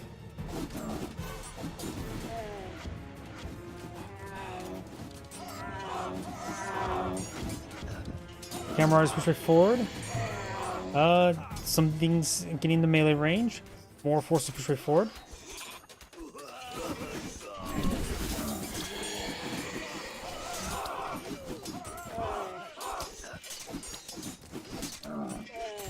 Trade archers push forward. The Hundin is getting smited by the priests.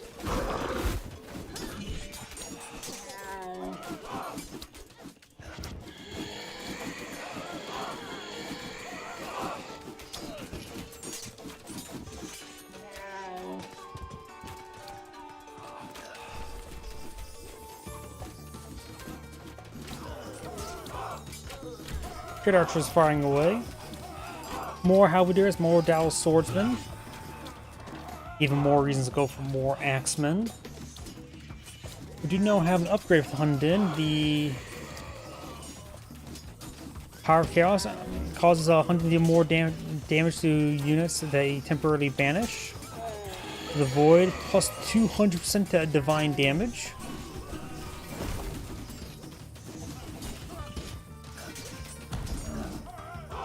There's a Wei Zong.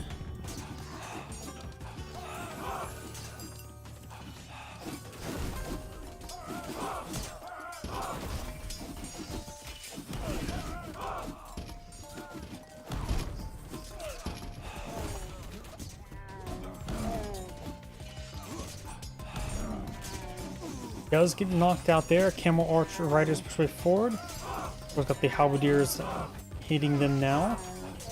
More Dallas Swordsmen. Did I just hear a Son of Osiris attack sound effect? Great. I'm assuming Son of Osiris has been killed a long time ago, but maybe I misheard that. We got some stone walls being upgraded. So they more look like brick walls to me.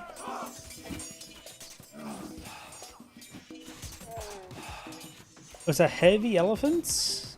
Heavy war elephants being researched. Of course, they're going to cost 5 population. Don't know if they're... It's hard to justify elephants in general. But maybe against the swordsman to be reasonable?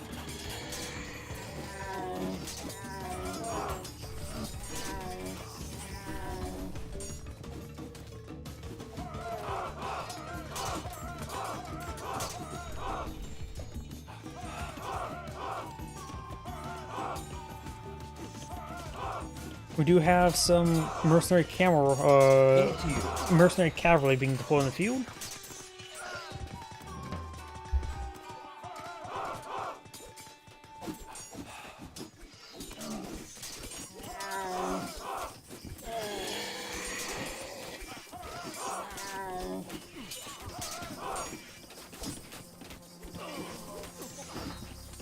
Oh, we do have heavy axemen.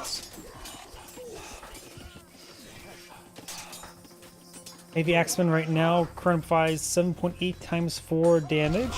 Good melee armor to help and continue to go with the Dowel Swordsman.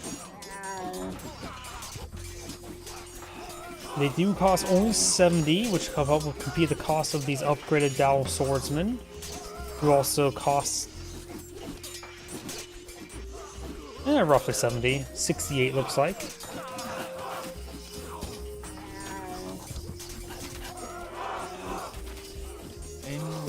Of course, the times 4 would be very useful. There's another upgrade. I don't know what upgrade he just received.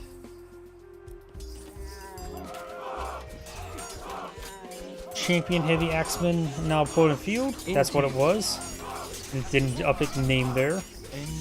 And now he does do 8.8. So it feels like right now they're maybe roughly equal to Dowel Swordsman in 1v1 combat, thanks to extra bonus damage. Versus health. Yeah, the Dowel Swordsman has quite a bit of build behind them as well. Kulong barfing up water once again.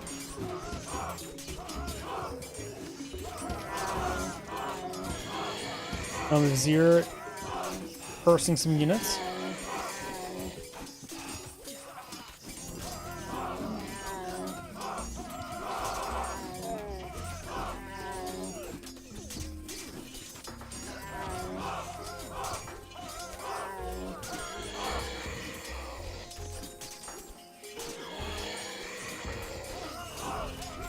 Oh, somebody got converted? Oh, probably mirror image, that's what it was.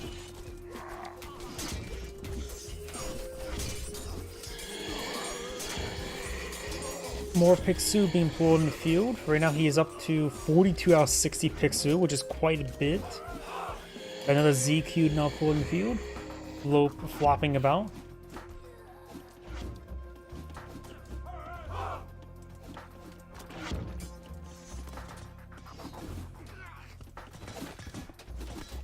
Dowel Swordsman pushing over here.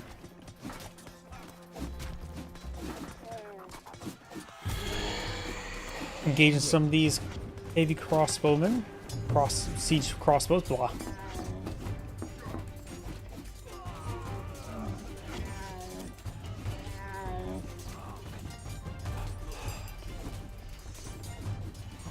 Preparing up that town center now. Elephants are advancing. Find some terracotta riders.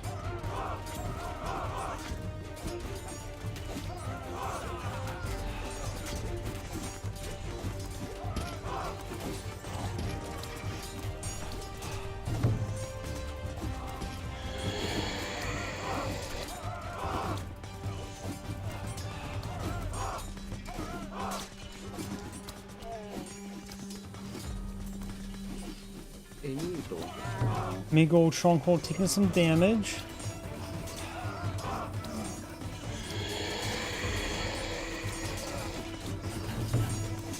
Mid-gold stronghold may go down. Not look like we're seeing any repairs.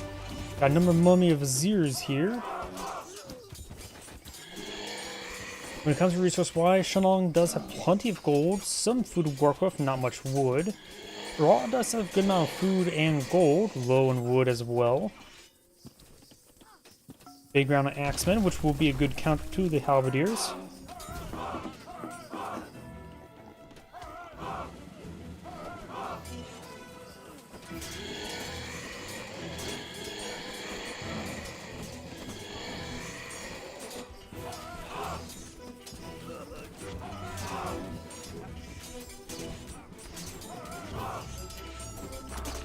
Some of these units are getting set up. Chariot archers firing away. More of these units streaming on in. Dowel swordsmen, but they're coming in piecemeal, which is not great for red.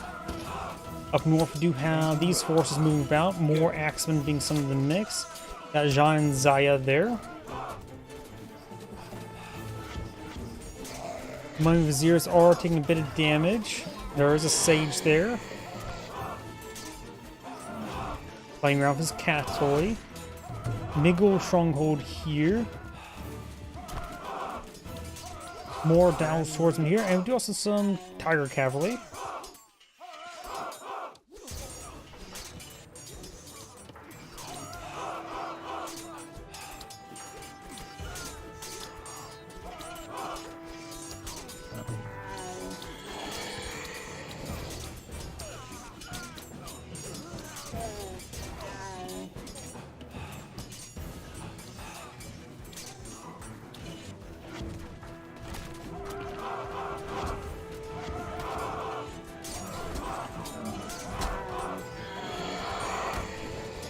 More axemen pushing way forward.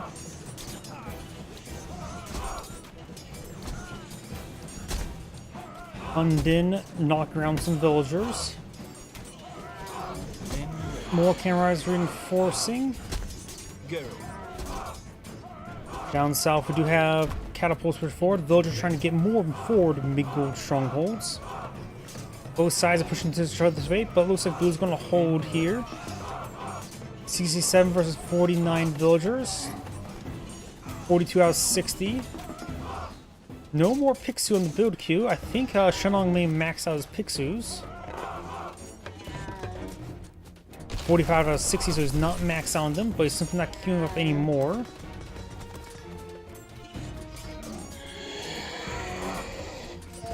More axemen push way forward.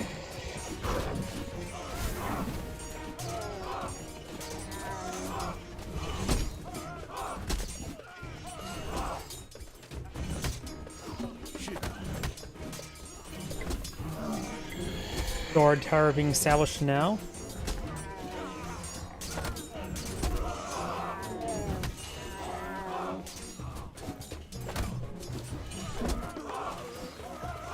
Town center built.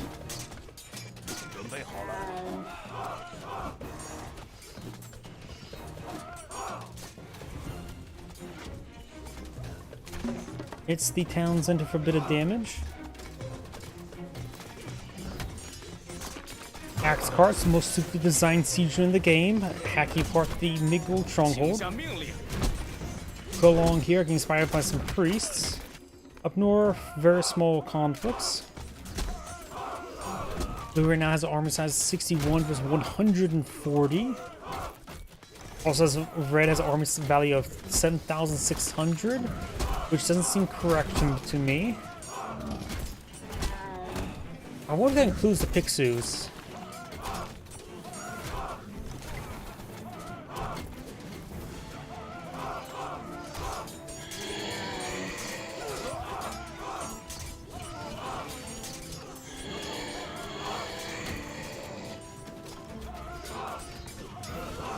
More chariot archers, more axemen.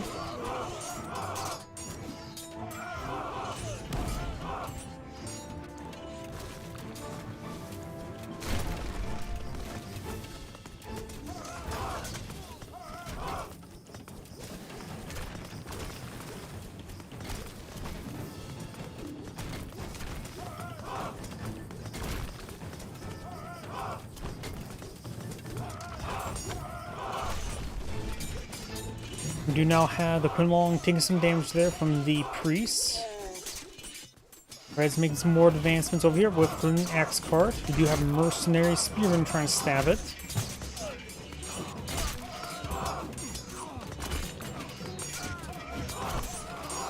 Axe cart stays up. The axe cart goes down. Fortified Towns has 350 health remaining.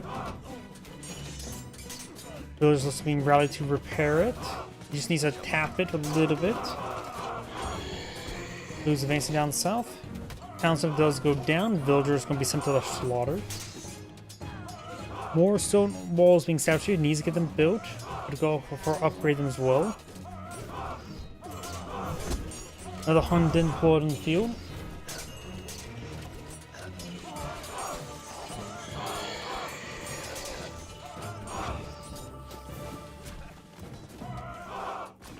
More camel riders pushing forward to engage the heavy axe cart.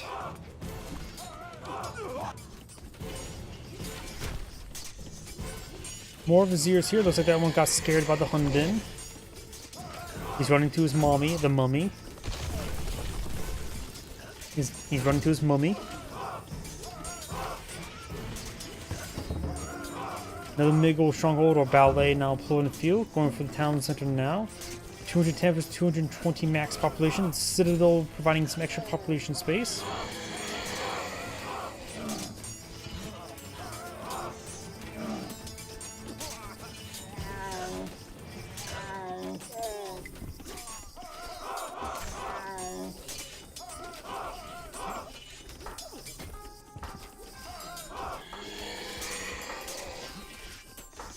Red's starting to slowly creep its way forward when it comes to value-wise.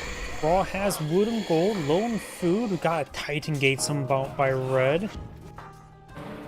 Kofu tapping away at it.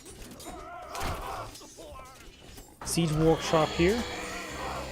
You do have Secret of Titans not even queued up for Raw. My apologies if I had my drink open up.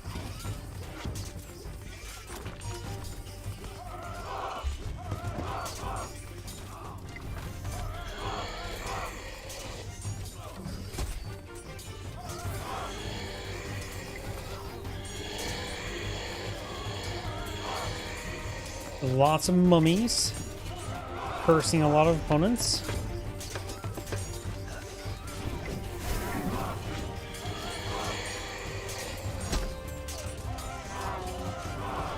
Mummies looks like the minions can get scared.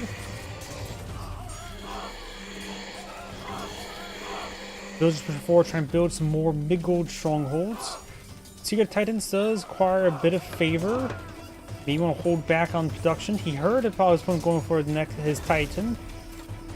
So I suppose the world hasn't been actually researched just yet. Looks like this is getting hit quite hard by the axe cart. Because the axe cart does cut down that scaffolding. Catapult smashing the axe cart.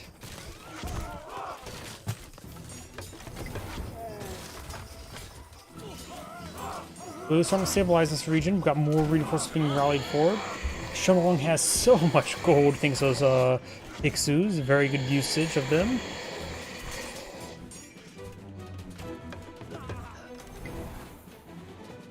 More axe carts pushing forward over here. Looks like I think Raw is going to be knocked out of the game soon. How's the Titan coming along? Another 200 seconds. Now down to 120 seconds. Man, I just looked away for a moment and it went up that quickly. Do now the herbal medicine now queued on up. And looks like Raw does resign there. Those Dao swordsmen were just far too cost effective. The Axemen did not have enough devotion compared to those Dao swordsmen to fight them 1v1 or eat cost efficiently. This is Angrade saying thank you for watching and on to the next replay.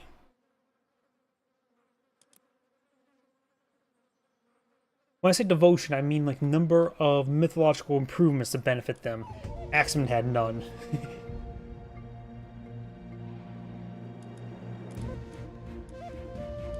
Let's see. That was this one here. I have time for one last replay tonight. Let's see, we did Raw, so let's not do Raw. I got Set versus Susanoo.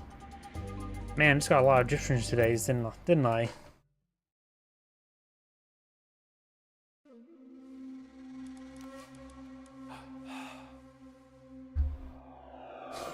Greetings everyone, and Great here with another Age Mythology replay. Small on top left side as a blue Susanoo got Keen Keto. Small on bottom right side, or somewhat bottom right side, as the red Set we got Saturate Dope Fat.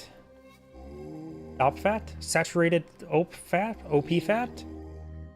I honestly don't know how to properly split that word together or apart.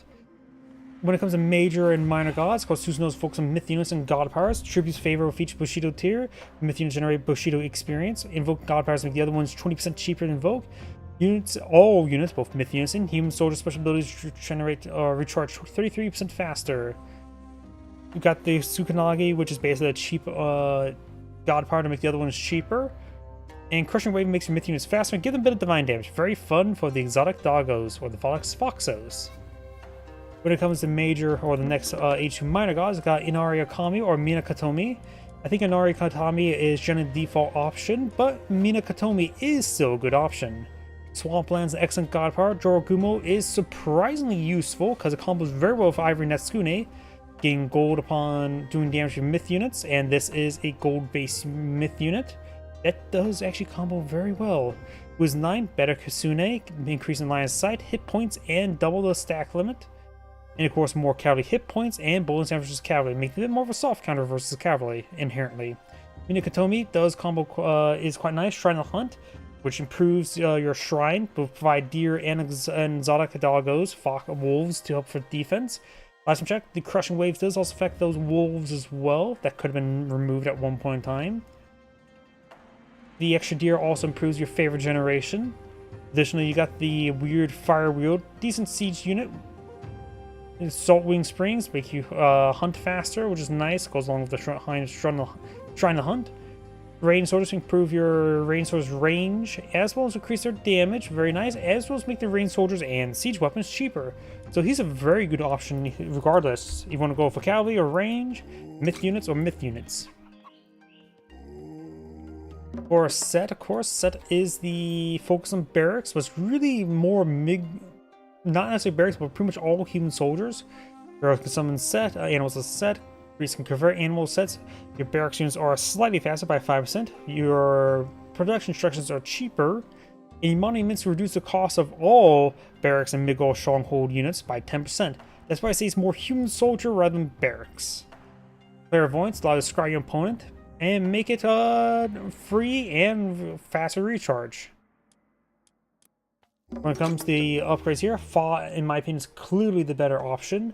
Anubis gives you access to Plague which is okay. Anubis is the only good thing about Anubis.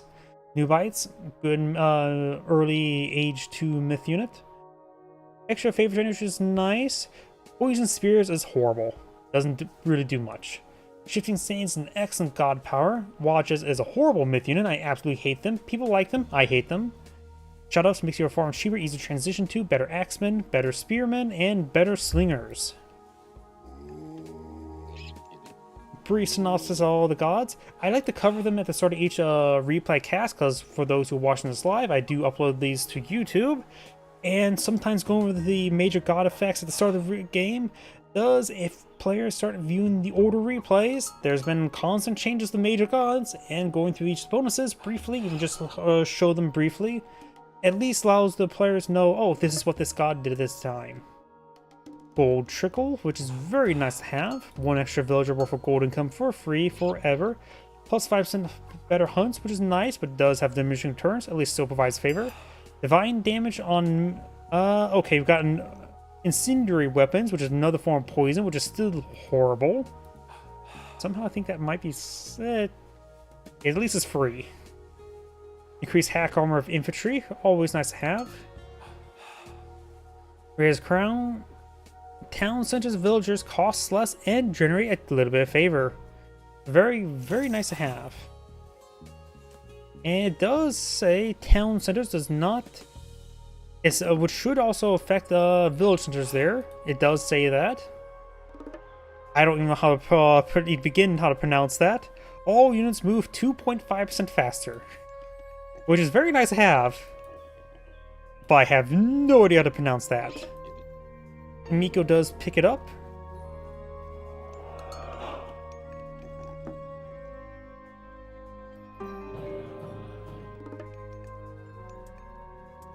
The baboon set is being eaten by the exotic foxos. Yum.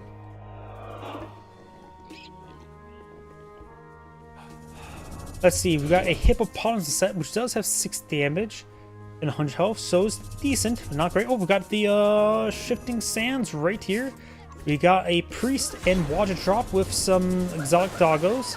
Does use drop the katana to disrupt, which is actually a bit of a loss since that does not give you extra favor. We do now the foxes, but they're getting smited by the priests. They do have crushing wave, no wisdom 9 just yet. May want to squeeze that out, get them extra health. And I think that one relic there makes them faster. Now they move at 7.1. Gotta go fast.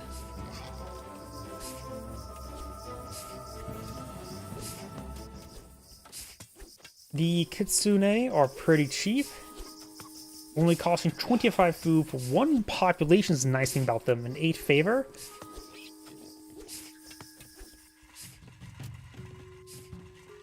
He probably want to squeeze out Wisdom 9, the extra health will become important. But against this, the animals are not a massive threat, honestly. Hippopotamus do less damage versus buildings. The hippopotamus of Set. Looks like got the foxes on the hunt. Naginata Rider. There is town center here. It is still being built. 28 seconds of time for the kitsune to get some bites. Grabbing bite to eat. Kicks off 2 of the villagers there. Very nice. I don't understand why people don't go for the Kitsune hit squad like this for Susanoo. That little bit extra divine damage they get from Crushing Wave is very good. Gonna be eating the building now. Gotta be careful of Pharaoh. The Pharaoh doesn't have too much big multiplier there, but Kitsune don't have too much health unless they have Wisdom 9.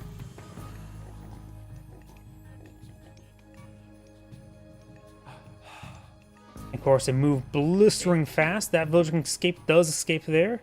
Won't be able to fetch any of those guys, so probably just escape out there, find a Miko to get healed on up. Causing just general issues. Being peppered up by the town center. Mainly go for watchtowers at this rate. Going to be eating the sentry tower. Oh, Naginata Rider does find some units. Netsune and Wisdom 9 both very nice upgrades. Of course, they do cost resources. 14 favor and 10 favor, so 24 favor, which he does have enough. More Kitsune. Dorogumo here. 4.5 movement speed. Clairvoyance being researched. Cost 10 favor, which is less than the cost of vision.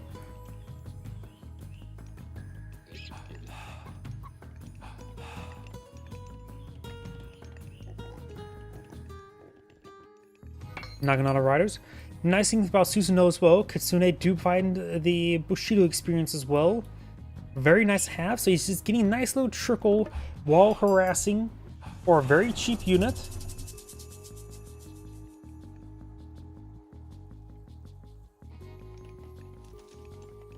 Got some watchtowers to help keep watch.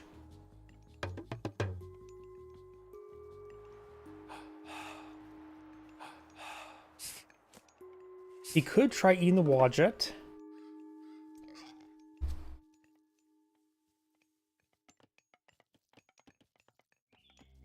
Miko here. A lot of good things she could establish a shrine at, but maybe just go safe here around the trees wouldn't be half bad. Do now have Fujin being selected. Fujin is him. Usually Rajin's usually selected for Susanoo, but he's going for Fujin. Rajin is quite nice for the Denden drums.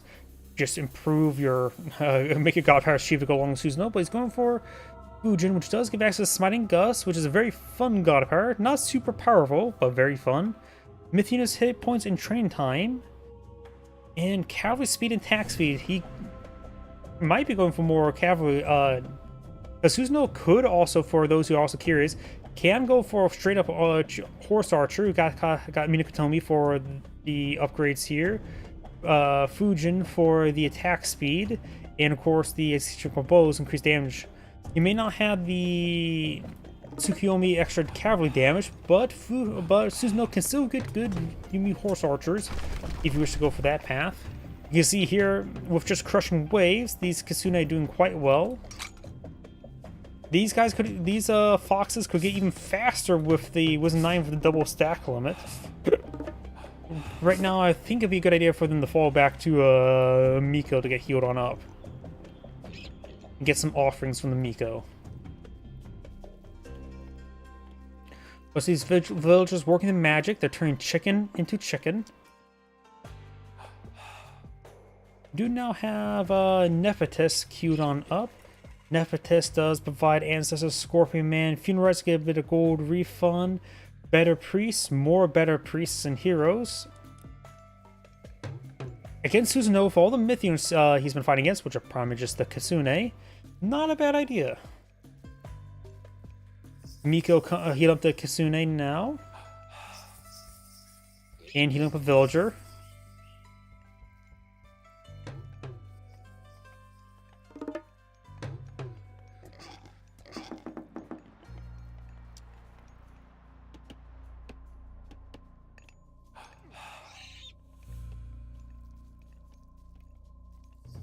Oh, we got a diamond formation or hexagon formation around the Kitsune. Yep. Okay, realize that there's still a relic in her hands. Go drop it off. This relic is villagers gather from hunts faster. Against Set, that may actually be useful. Because there's a lot of hunts that could be thrown at your opponent. Most economic upgrades for most of these animals more of an economic focus than a. It can also be used for defense, but it's not very good for offense. Like the hyena set, you can see it's not very strong. 3.9 DPS. Miss with that dagger or sword. A lot of delicious meat for the Kitsune. One does get smited by the Pharaoh. That Kitsune looks like going down as well, or maybe not. Does get smited there by the priest of Set. And it looks like 3 of the Kitsune do survive. In which? Pharaoh is getting healed up by the priest of Set. The Pharaoh Set is empowering the mid-goal stronghold of Set. And only one of the Kitsune do escape out of there, but there's only one stack limit, so maximum speed. We do have some good number of Jorogumos. Maybe go for some upgrades there. Netsukune, like I said, would be a very good upgrade for them, which does also get applied to their charge attacks, which does do a fair amount of damage. Does not apply the damage of time, which they also do that as well.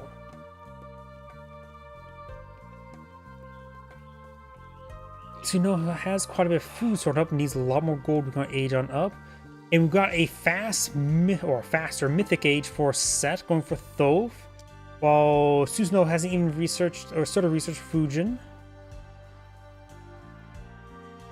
So Susanoo's going to be pretty far behind. He needs more gold. Oh, switch over to Susanoo. There we go. I'm providing good a favor there. 1.1. I just saw for a brief moment 1.2. Copper upgrades. We got the Hand of Pharaohs.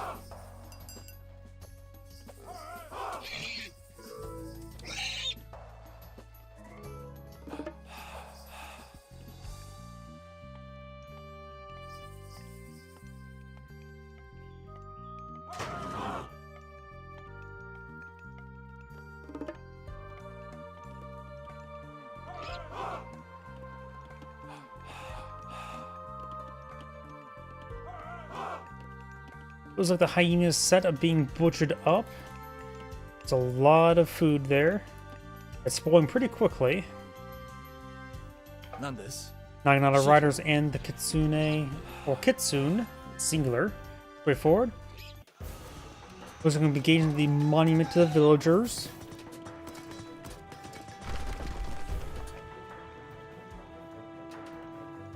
And Thoth is about ready to pop on out before even Fujin even started. There's the Phoenix of Set.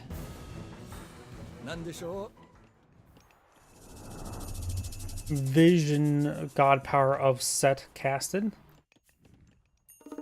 The Gate of Set is now engaged, and the Meteors of Set. Nailing the villagers.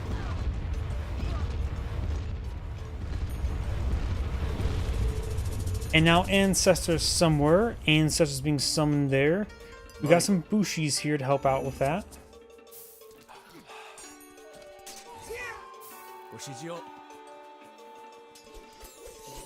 The Ancestors are set, or causing some issues, to say the least.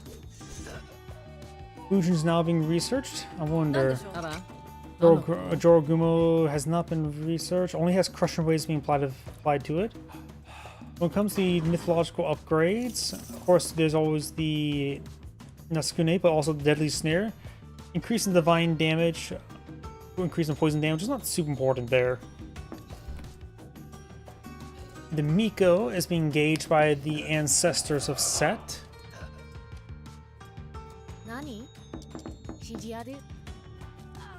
Miko does go down. No crenellations for tracking. I think I just saw Heavy Elephants or Champion Elephants just got finished. Yeah, I think Champion Elephants just got finalized. It says Heavy War Elephants. Of course, sometimes the key doesn't update properly.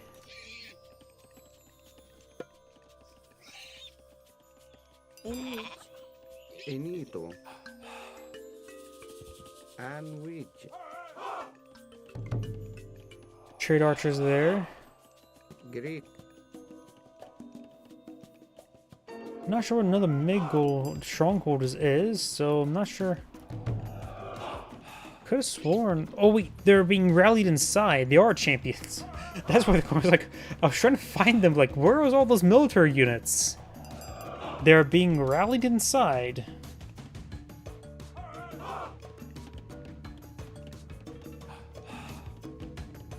The Phoenix is set. We'll find some villagers.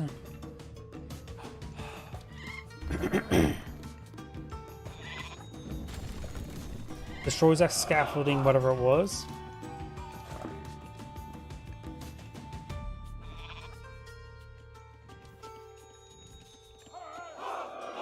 Enemy archers being employed in the field. Smiting Gus. I now just realized something. Smiting Gus to blow away the elephants. First, I want to see that. Second, elephants are pretty slow and they're never going to advance, are they?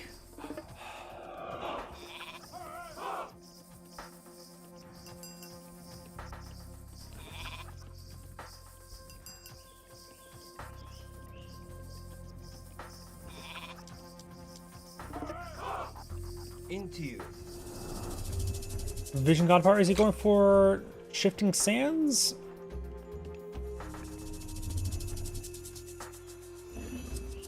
Smiting Gus? Swamplands. These units have to be moving around to be snared. Wait, can elephants be grabbed by the kappas? Yes. Elephants should not be able to be grabbed from kappas. Does not go for Smiting Gust or there. Goes for the... Why can elephants be grabbed by the kappas? Yes, they're human soldiers, so logically they do it. Illogically, they can do it.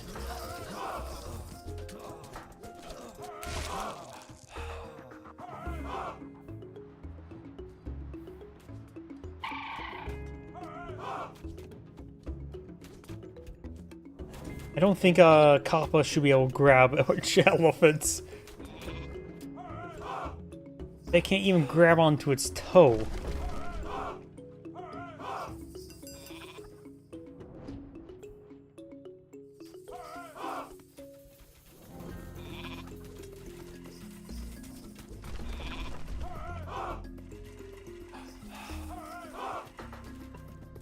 We do have Deadly Rage, so it's going for more Oni.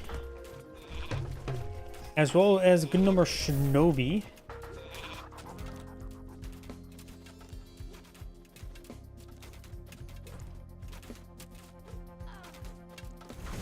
Oh, Smiting Gust 2 is base.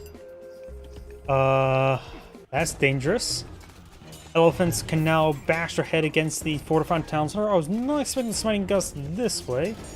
Another Katana drop can be brought on in, which is more realistic than Call of Duty. What Black Ops number are they on again? 4, right?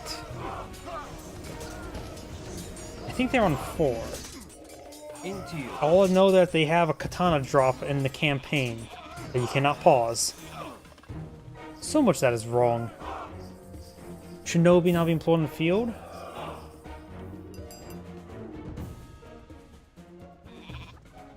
Now I did call Barbita's army, but now got a stampede of elephants here. Thanks to the Bannerman, the Naginata Riders do have extra bonus damage against cavalry, so I guess them going for that path was good. And not mention increased attack speed as well. Onis are starting to rage against the machine. And nowadays, on behalf of the machine. Naginata Riders, of course, can start just firing away, hitting these units with a little bit extra bonus damage. Increased attack speed.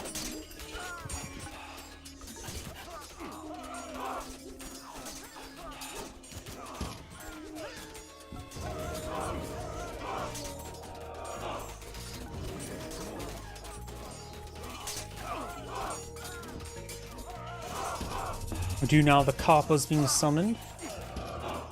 Next Smiting Gust costs 49. Either way, both these Kappas need to be used to make swamplands cheaper.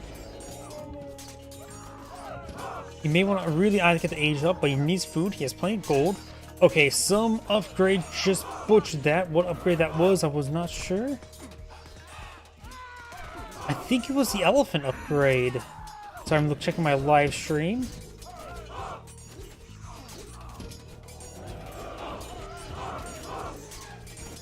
Yep, the elephant upgrade breaks the bar up here somehow.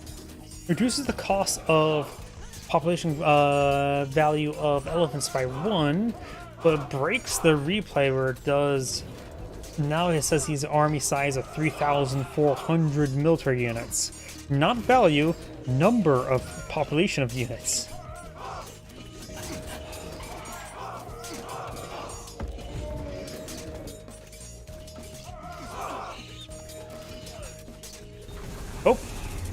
Mix everything that does affect your own unit, so I have no idea how this is going to go.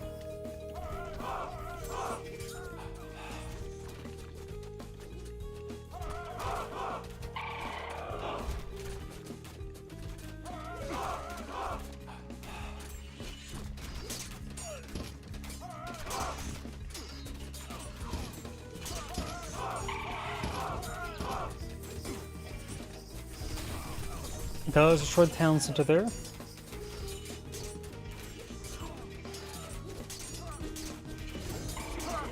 Right now, Jiragumos maybe, or Jorogumos maybe better against these elephants than the Oni warlords. Doesn't Netsukune? No, he does not have that upgrade. He's missing a lot of free gold as well. Wars do cost food. Wait, why do I see double copper upgrades? Am I stupid? This has no queue going. This... wait, no, switch over. Copper shields, breastplate, weapons. These all queued up, but they're not actually researching.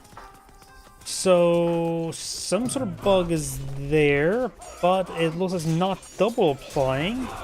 So I just want to keep an eye on that. Maybe storing resources by accident, though. But it looks like it's not doubling up on upgrades, which is quite important, so it's not some sort of bug abuse. Hopefully.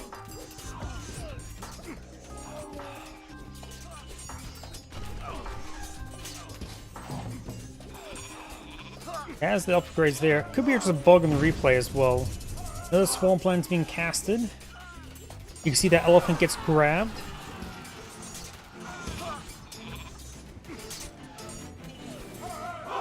Remember, the kappas are effectively landmines. It's sort of hard to see. You can see a kappa here.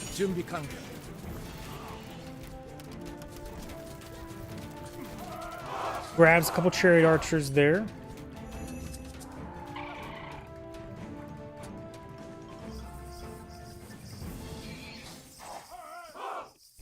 Let's see, chariot archers versus Yumi horse archers. Chariot archers right now cost 140, but they do have that discount, but not always guaranteed.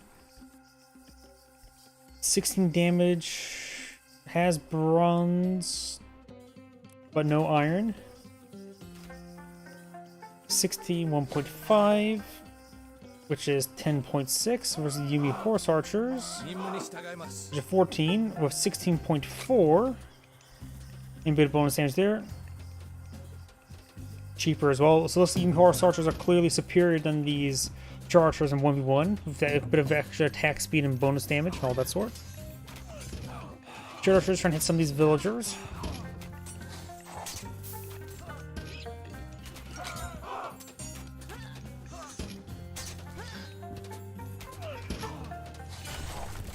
Delete set structure for better surface area.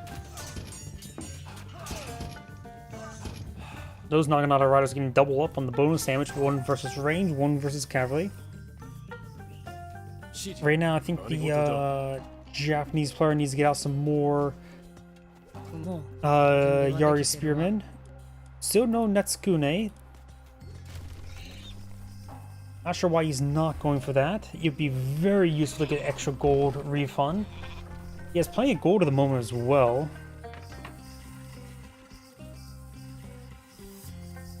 There you go. I think he just bought a bunch of food to get this age up going.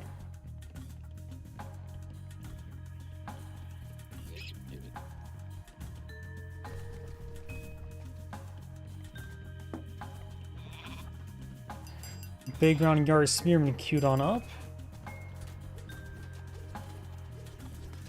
No Kitsune to help with the movement speed.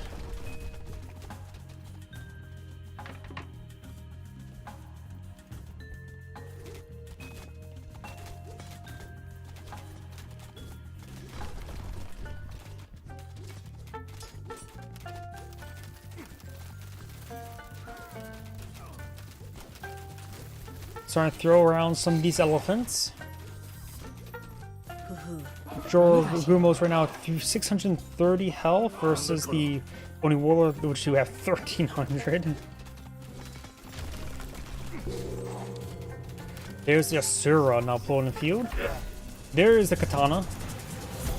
Slices through the army, but elephants are quite resilient. Of course, additionally has access to more of these god powers to make them cheaper.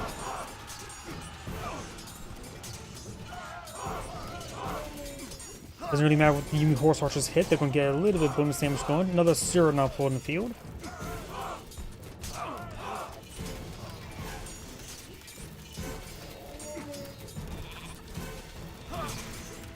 Oh, we also got the naval myth unit here.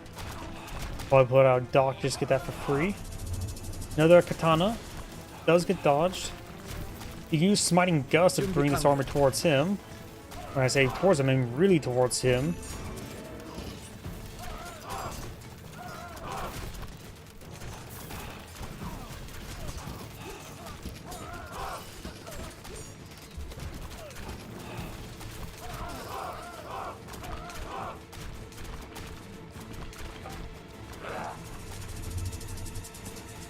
Shifting Sands, villagers.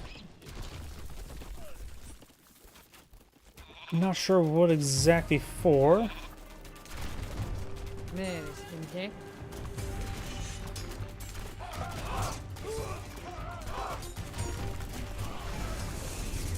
Smiting Gust there, grab some of his own units. Is that good or bad thing?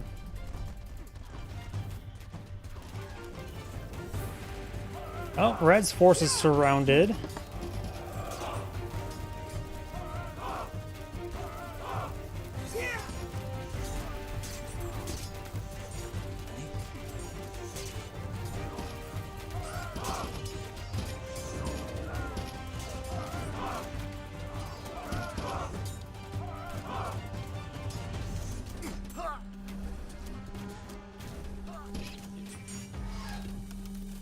Does grab that one.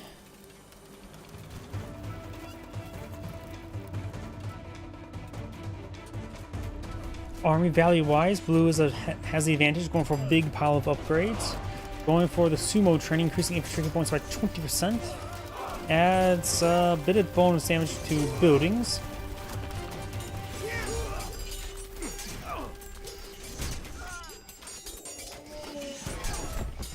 Asura goes down.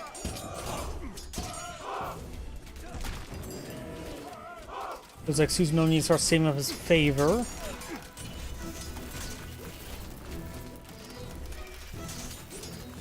And the Elephant Stampede is still rolling.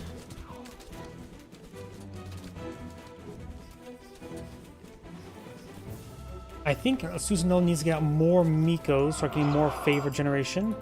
Not to mention get free trees around the shrines does add up. Getting that little extra favor going. Those Jorogumos are quite wounded.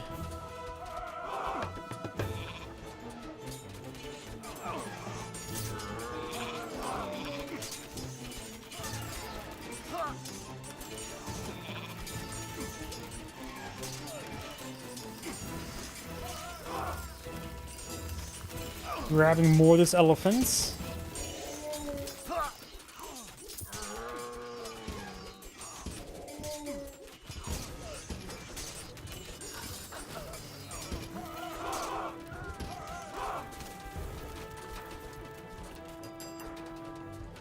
And number of watchtowers or guard towers upgraded. They do have crenellations. I think they're fully upgraded right now. Another counterattack with the Yari Spearmen.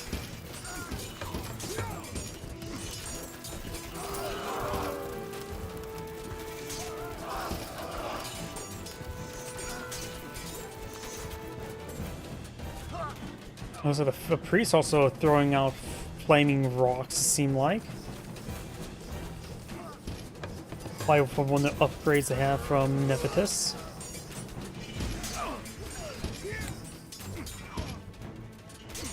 None this. More Shinobi, more Yari Spearmen. And we got Gunnar Priest actually healing up these elephants as well. So combat healing to help out the elephants.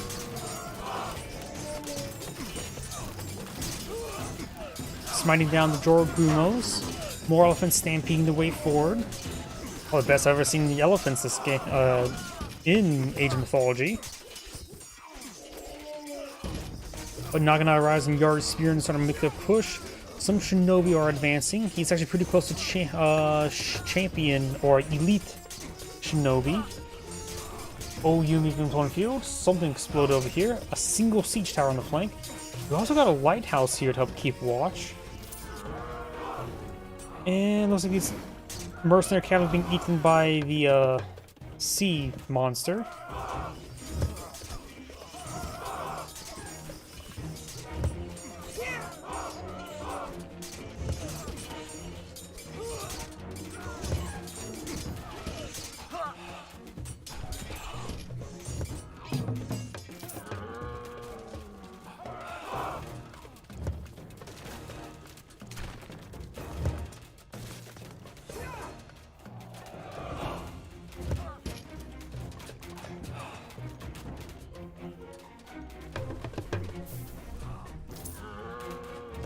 We do have now this Omoji now pulled in field. He's basically a heroic siege weapon with divine splash damage.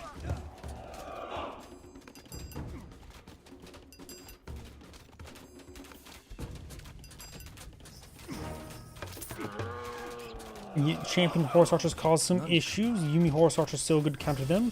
We of course got a good number of Coronation watchtowers ripping them apart.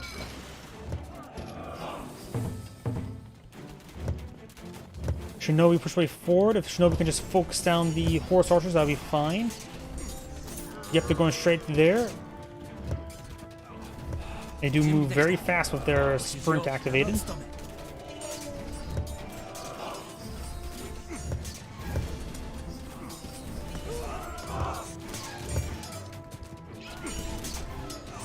Destroys the castle.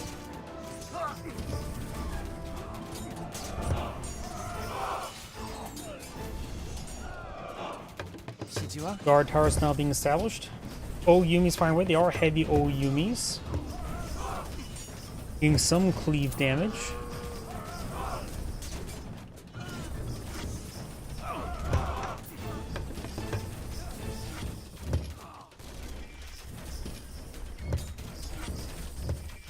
Yumi's focused on the heavy catapult. They do 150 crush damage, so if they get some hits there, they'll be just fine. The heavy catapult does outrange them, does do 300 crush damage. Quite crushing.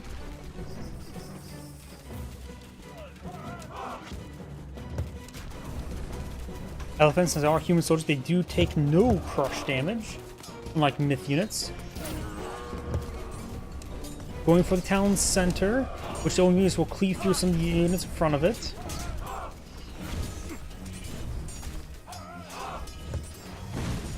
Swamplands activated once again. Ancestors in return. But they're getting picked apart by all these defensive fortifications, looks like.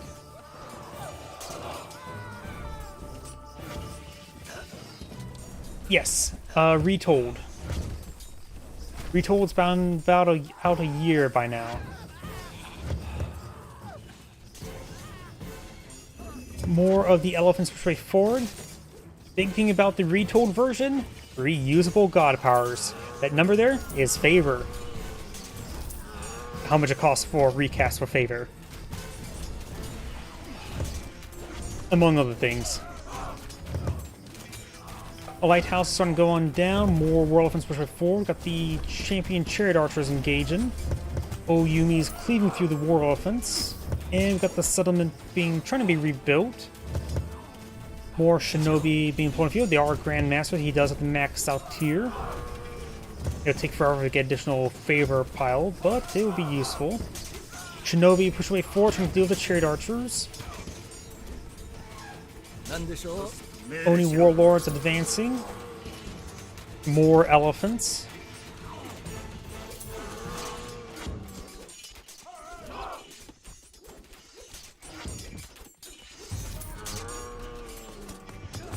Shinobi quickly take out the catapult, trying to hit some of these villagers. More Yari smearing to help deal with these elephants. Shinobi still stabbing villagers.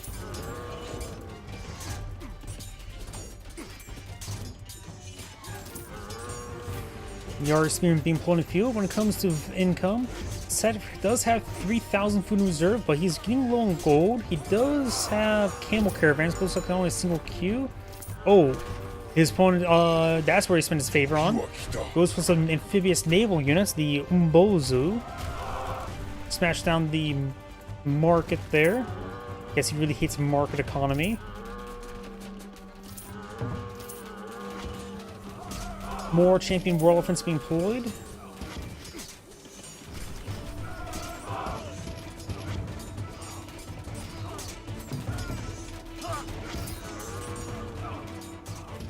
Down south, Blue's trying to threaten this area, but both players, it's a backseat to this action right here, which has been just a big slaughter. Oop, and a number of those camel caravans are going down. They're providing 49 gold per trip. Those now have a stable transported. They go for transport ship. Remember, well, transport class ships do cost one population. Aero ships can support some population, giving some fire support. Not like it really matters much. Dombozu's now over here. They're not super great. They're amphibious. That's a big aspect for them.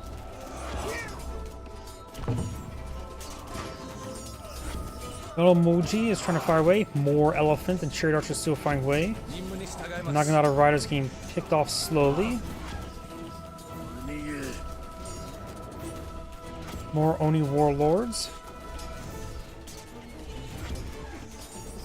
More Naginata riders, more shinobi, more Yari spearmen. More chariot archers, more war elephants. Another ancestor. Where I'm not sure, right here. It may have been better to cast Ancestor in this pond here. Or maybe this pond here. Get some naval ships. The naval ships are a bit more effective. I did see, yep, he is going to go for Big Turt here. Not sure where his other first Big Turt went. But Red is losing his trade line, which is a bit of a problem. Got markets over here, I guess. I don't know if that's a great idea. This game's getting very messy very quick. Red is starting to break through over here, but Blue's increasing investments in various parts of the map. It's quiet there, though front line is non-existent. Red's making some more advancements here. Going for more guard towers, upkeep guard. There's Big Turt. But he's taking quite a bit of damage from the various defensive fortification. The Ombozo there.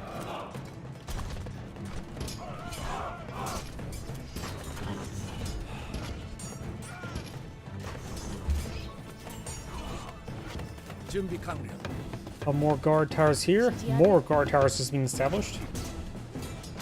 Lumber camp here. I think uses a bit of a basic free wall. Those ground the wood. Set has consumed his resource float. And Susanoo has pretty good resource reserve. He could eye for a Secret of Titan. He's going for more of the Umbozo.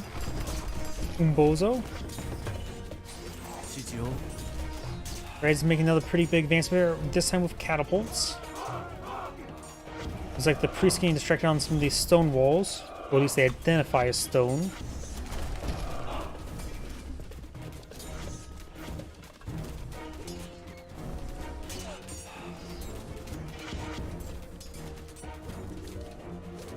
We do have some more of these Ambozo hitting the monument to the pharaohs of Set. And now we do have a Titan Gate of Set being deployed back here.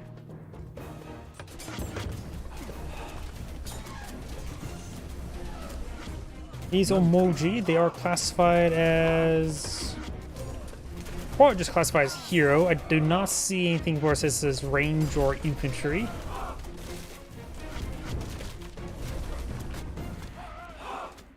The Umbozo is now pushing over here, going for the Titan Gate. They can walk through water. Ooh. The Pharaoh is here. He needs defense. He has enough for shifting sands. He may need to bring the shifting sands back there. Shifting sands. Oh. That's just their build animation, not damage animation. I think the Titan Gate will be safe. Yeah, those Titan Gate will be safe. Titan Gate has a bit of health to work with. He does save, of course, he will lose a bit of front line. More elephants being summoned here. Got the camel caravans mixed on in. Various defensive structure sought from the Naginata riders. Villagers heading down south. More these chariot archers now coming up to respond.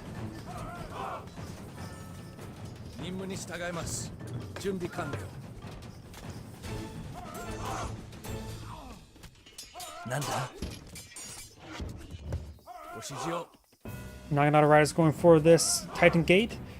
It is going to be completed in 3 minutes. You need some mercenary spearmen coming on out. Though if he's completely surrounded with villagers, it'd be difficult to reach. You now have Blue's Titan Gates somewhere. villagers going to stand against the Naginata Riders, and they were successful.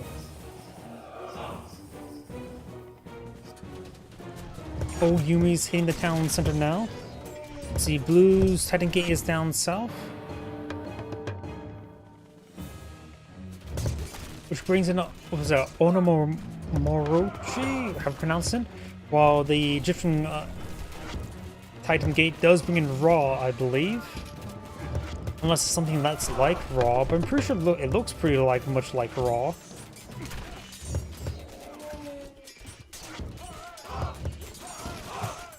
Catapult trying to counterattack the old Yumi's, getting some damage there, but they do get picked off. Trade archers push forward, elephants here, and red does resign. Zangrade saying, "Thank you for watching," and on to the next replay. As mentioned beforehand, that shall be my last replay for tonight, so this is Zangrade saying, "Thank you for watching, have a good evening, and get some good rest."